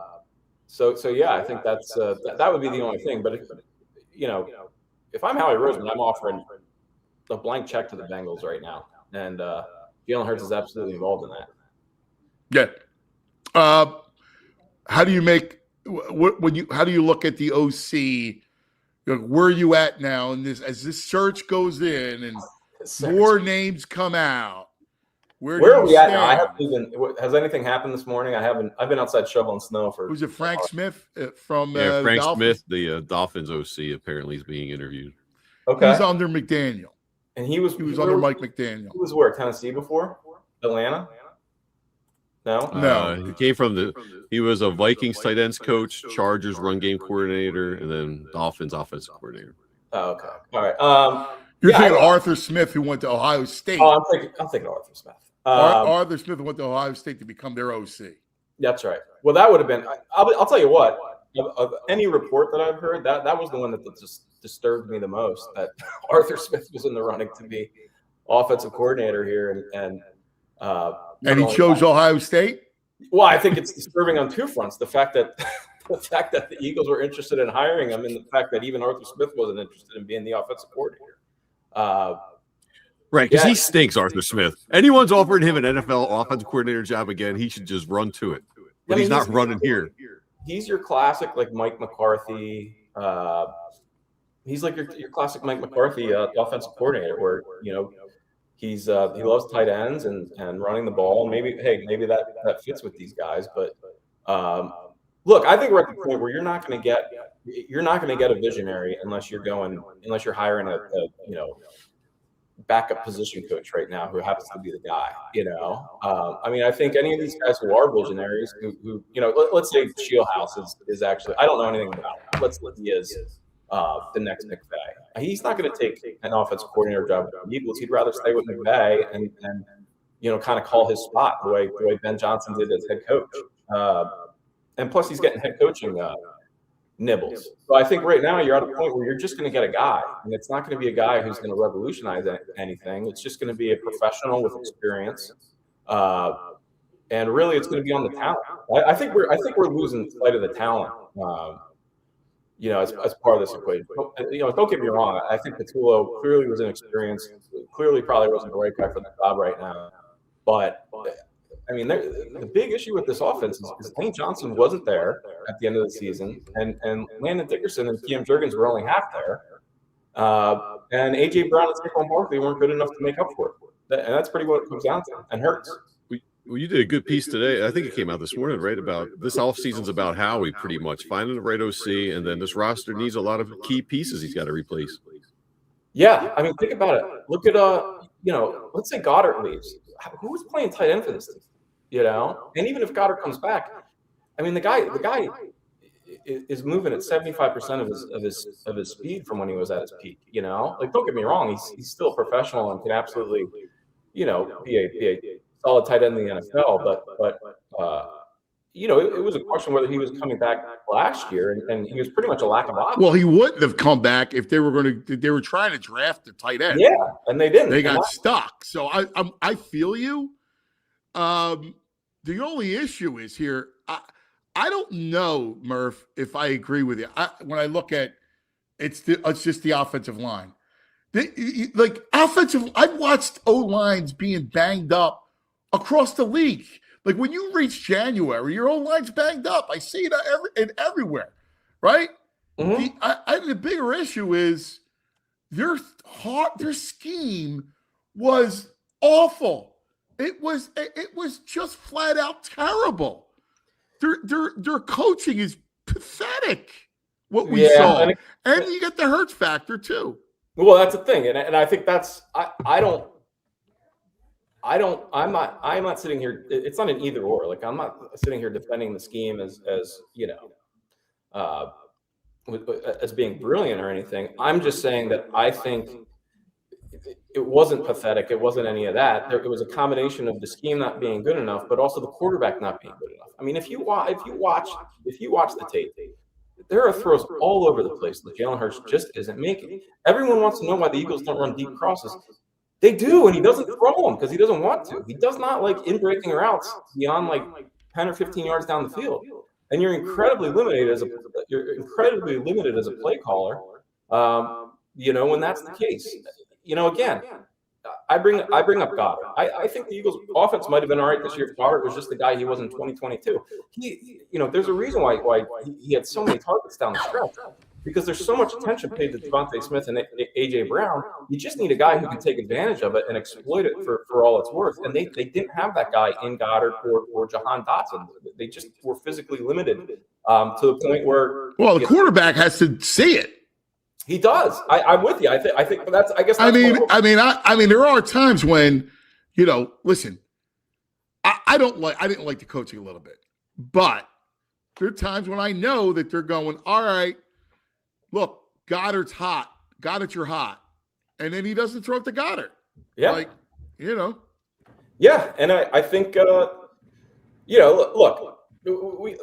The overarching point that all I'm trying to say is anybody who's looking at this as the Eagles are hiring the guy who's going to save their offense or not, I don't think that's the case. I think that they're looking for a guy who has experience, who's done it before, knows what he's doing. But again, there's only so many visionaries in the NFL, and the Eagles clearly are at a point where they're not hiring one. And so the guy is just going to try to make the best of what he has, and yes, maybe he can do that better than Patullo, but I think that what he has, I think we're overlooking kind of the attrition that has kind of settled into the Eagles talent base right now. I mean, I hear what you're saying about offensive lines, but yeah, when lines are banged up, it's the quarterback who it's more falls on the quarterback is what it comes down to. And they look at Mike McDonald last night, dude. Like when you look at coaching and you look at ski, come on, like look at like a real offense, and that's what Sam Darnold slinging the ball. Yeah, hey, look, I'm with you, and I think Kubiak. I'll tell you what. I don't know how you lose track of JSN as often as the Rams did, but clearly, that's watching Kubiak and McVay and Shula kind of go head to head, and I thought it was a great chess match last night. And whatever Kubiak was doing to spring JSN, especially that one where he came out of the backfield and was just wide open on the whatever that was, a flag route or whatever, corner route. Like how do you lose them? And that's where you can look at it and be like, oh, that's the offensive coordinator, that's scheme. But again, Seattle has that guy. Those guys aren't just out there waiting to be hired by you. You got to hire the right one when he's available. And the Eagles again clearly aren't at a point where they've clearly gotten to a point where they're looking for guys who've just done it before and have the experience. Yeah. Yep. All right. But I do like Smith. I like anybody that's from the McDaniel tree. You might as well. But the problem is, you're hiring a guy. He's a tree lover. He loves the trees. He loves the trees. You're hiring a guy that hasn't done it. I mean, McDaniel was calling plays for them, right? Yeah. So that's why it's not a real tree. It's a bush. He hates trees. He hates trees. He just wants to make parking lots out of all the trees. I don't like bushes and plants. Last thing, Murph. Sixers. I'm annoyed with Nick Nurse. Yeah, I heard you. Folks. I'll be honest with you. I have not watched them closely enough over the last couple of weeks to have a kind of informed opinion. But I think that I am a Nick Nurse fan. I think. Who do you like? What's that? What do you like? Again, kind of, like VG said, it kind of goes back to his Toronto days. What have you seen here that you liked? Well, the thing is, he's again, we're talking about kind of the matrix that you have to grade on, where it's a sliding scale between, look, are the Sixers dramatically overperforming what everybody thought that they would be doing right now? And to me, that's the answer is a resounding yes. At that point, I disagree. No. Not if Embiid could play, that's what you see. Like, Edgecombe's legitimate. Maxi's a super. And if you got Embiid playing, this is what they should be like this. Yeah, I think, like I said, I have not watched them. The last year and a half pretty much it's been really that's tough fair. To evaluate stuff on a tactical. I'm a loser, dude. I watch all this stuff. I just am. I don't know. I will say Nick Nurse right now. The only grade you can give him is incomplete. He's just like he's had so many guys shuttling throughout his time here, and the whole Embiid thing has been tough to really evaluate a coach based on, because you don't know what's at his disposal, what kind of minutes are at his disposal. I think you just kind of have to wait and let's see this team in a playoff series, and then I think we can, assuming this team gets to be a fully formed team, and Embiid continues playing, and they kind of have a unit that they go into the playoffs with. At that point, then I think you can kind of start looking at the head coach and be like, all right, But other than that, it's just so hard for me to evaluate a coach in the NBA regular season in general, but particularly when you have as many variables, kind of talent-wise and availability-wise that the Sixers have had. I got you. All right. What's on tap? Are you shoveling today? What are you doing? I was just outside. I shoveled. I don't know about you guys, but I think I'm very anti-snowblower. I think shoveling is good for the soul. I think I always feel great anytime I get back inside after shoveling a lot of snow. As long as I don't watch, you should be on a watch list for this take. And yeah, so I feel great, man. I think honestly I feel like I got a whole new world in front of me after just an hour of good, solid, honest American labor. American labor. I love it. Murph, we love you, buddy. Always great, man. You look great. Give my I'm wearing my long. I didn't even take my long johns off. I'm wearing my long john. I appreciate that, dude. It's great. Love it. Great job, buddy. Thanks, brother. All right, guys. There he is. Murph, our man, David Murph. Man, people in the chat like the shuffle too. He's the best. Oh, man. lunatics. Oh, I love his curmudgeon attitude, Murph. All right, we got to do some business. Let me hear you, VJ. Yo, can you hear me? Can you hear me? Check one, two. This one, damn. two. You got your output on your headphones? I don't hear you. we made it through a whole thing. We're close, man. We're 56 minutes in, or 4 minutes left. Oh God, so frustrating. All right, let's take care I of hear some you. business. Can you hear me? All right, let's take care of some business, and then we'll wrap this thing up. Let's go to I want to talk about it, Jules. Let's talk about our friends. I'll go first. Let's talk about Rothman. You know, every other Friday we have our Rothman doctors on, and we love it. They just give us such insight, and they're out here doing God's work. They have a doctor for each body part. I mean, and they know it inside and out. In fact, the show itself, like VG had a neck, they have a neck guy. Rothman helped him, really saved his life. I have an Achilles tendon. They did that. I had a knee. They fixed that. They just had, whether it's hand, back, neck, elbow, shoulder, knee, ankle, foot. I mean, it's all there. They want the whole mission of Rothman, and it's this collection of incredible doctors who are all sports guys, is to keep you in motion, to keep you doing what you love to do. It's Rothman Orthopedics. They specialize in you. So you want to get back to being yourself? Make an appointment today. Go to rothmanortho.com/PHLY. That's rothmanortho.com/PHLY and get back to doing what you love to do. TrueMark Financial. It's time to make your home work smarter and not harder. With a TrueMark Financial home equity line of credit, you can tap into your home's equity to handle renovations, upgrades, or whatever's next on your list. A TrueMark Financial HELOC Select gives you the flexibility to borrow when you need it on your timeline.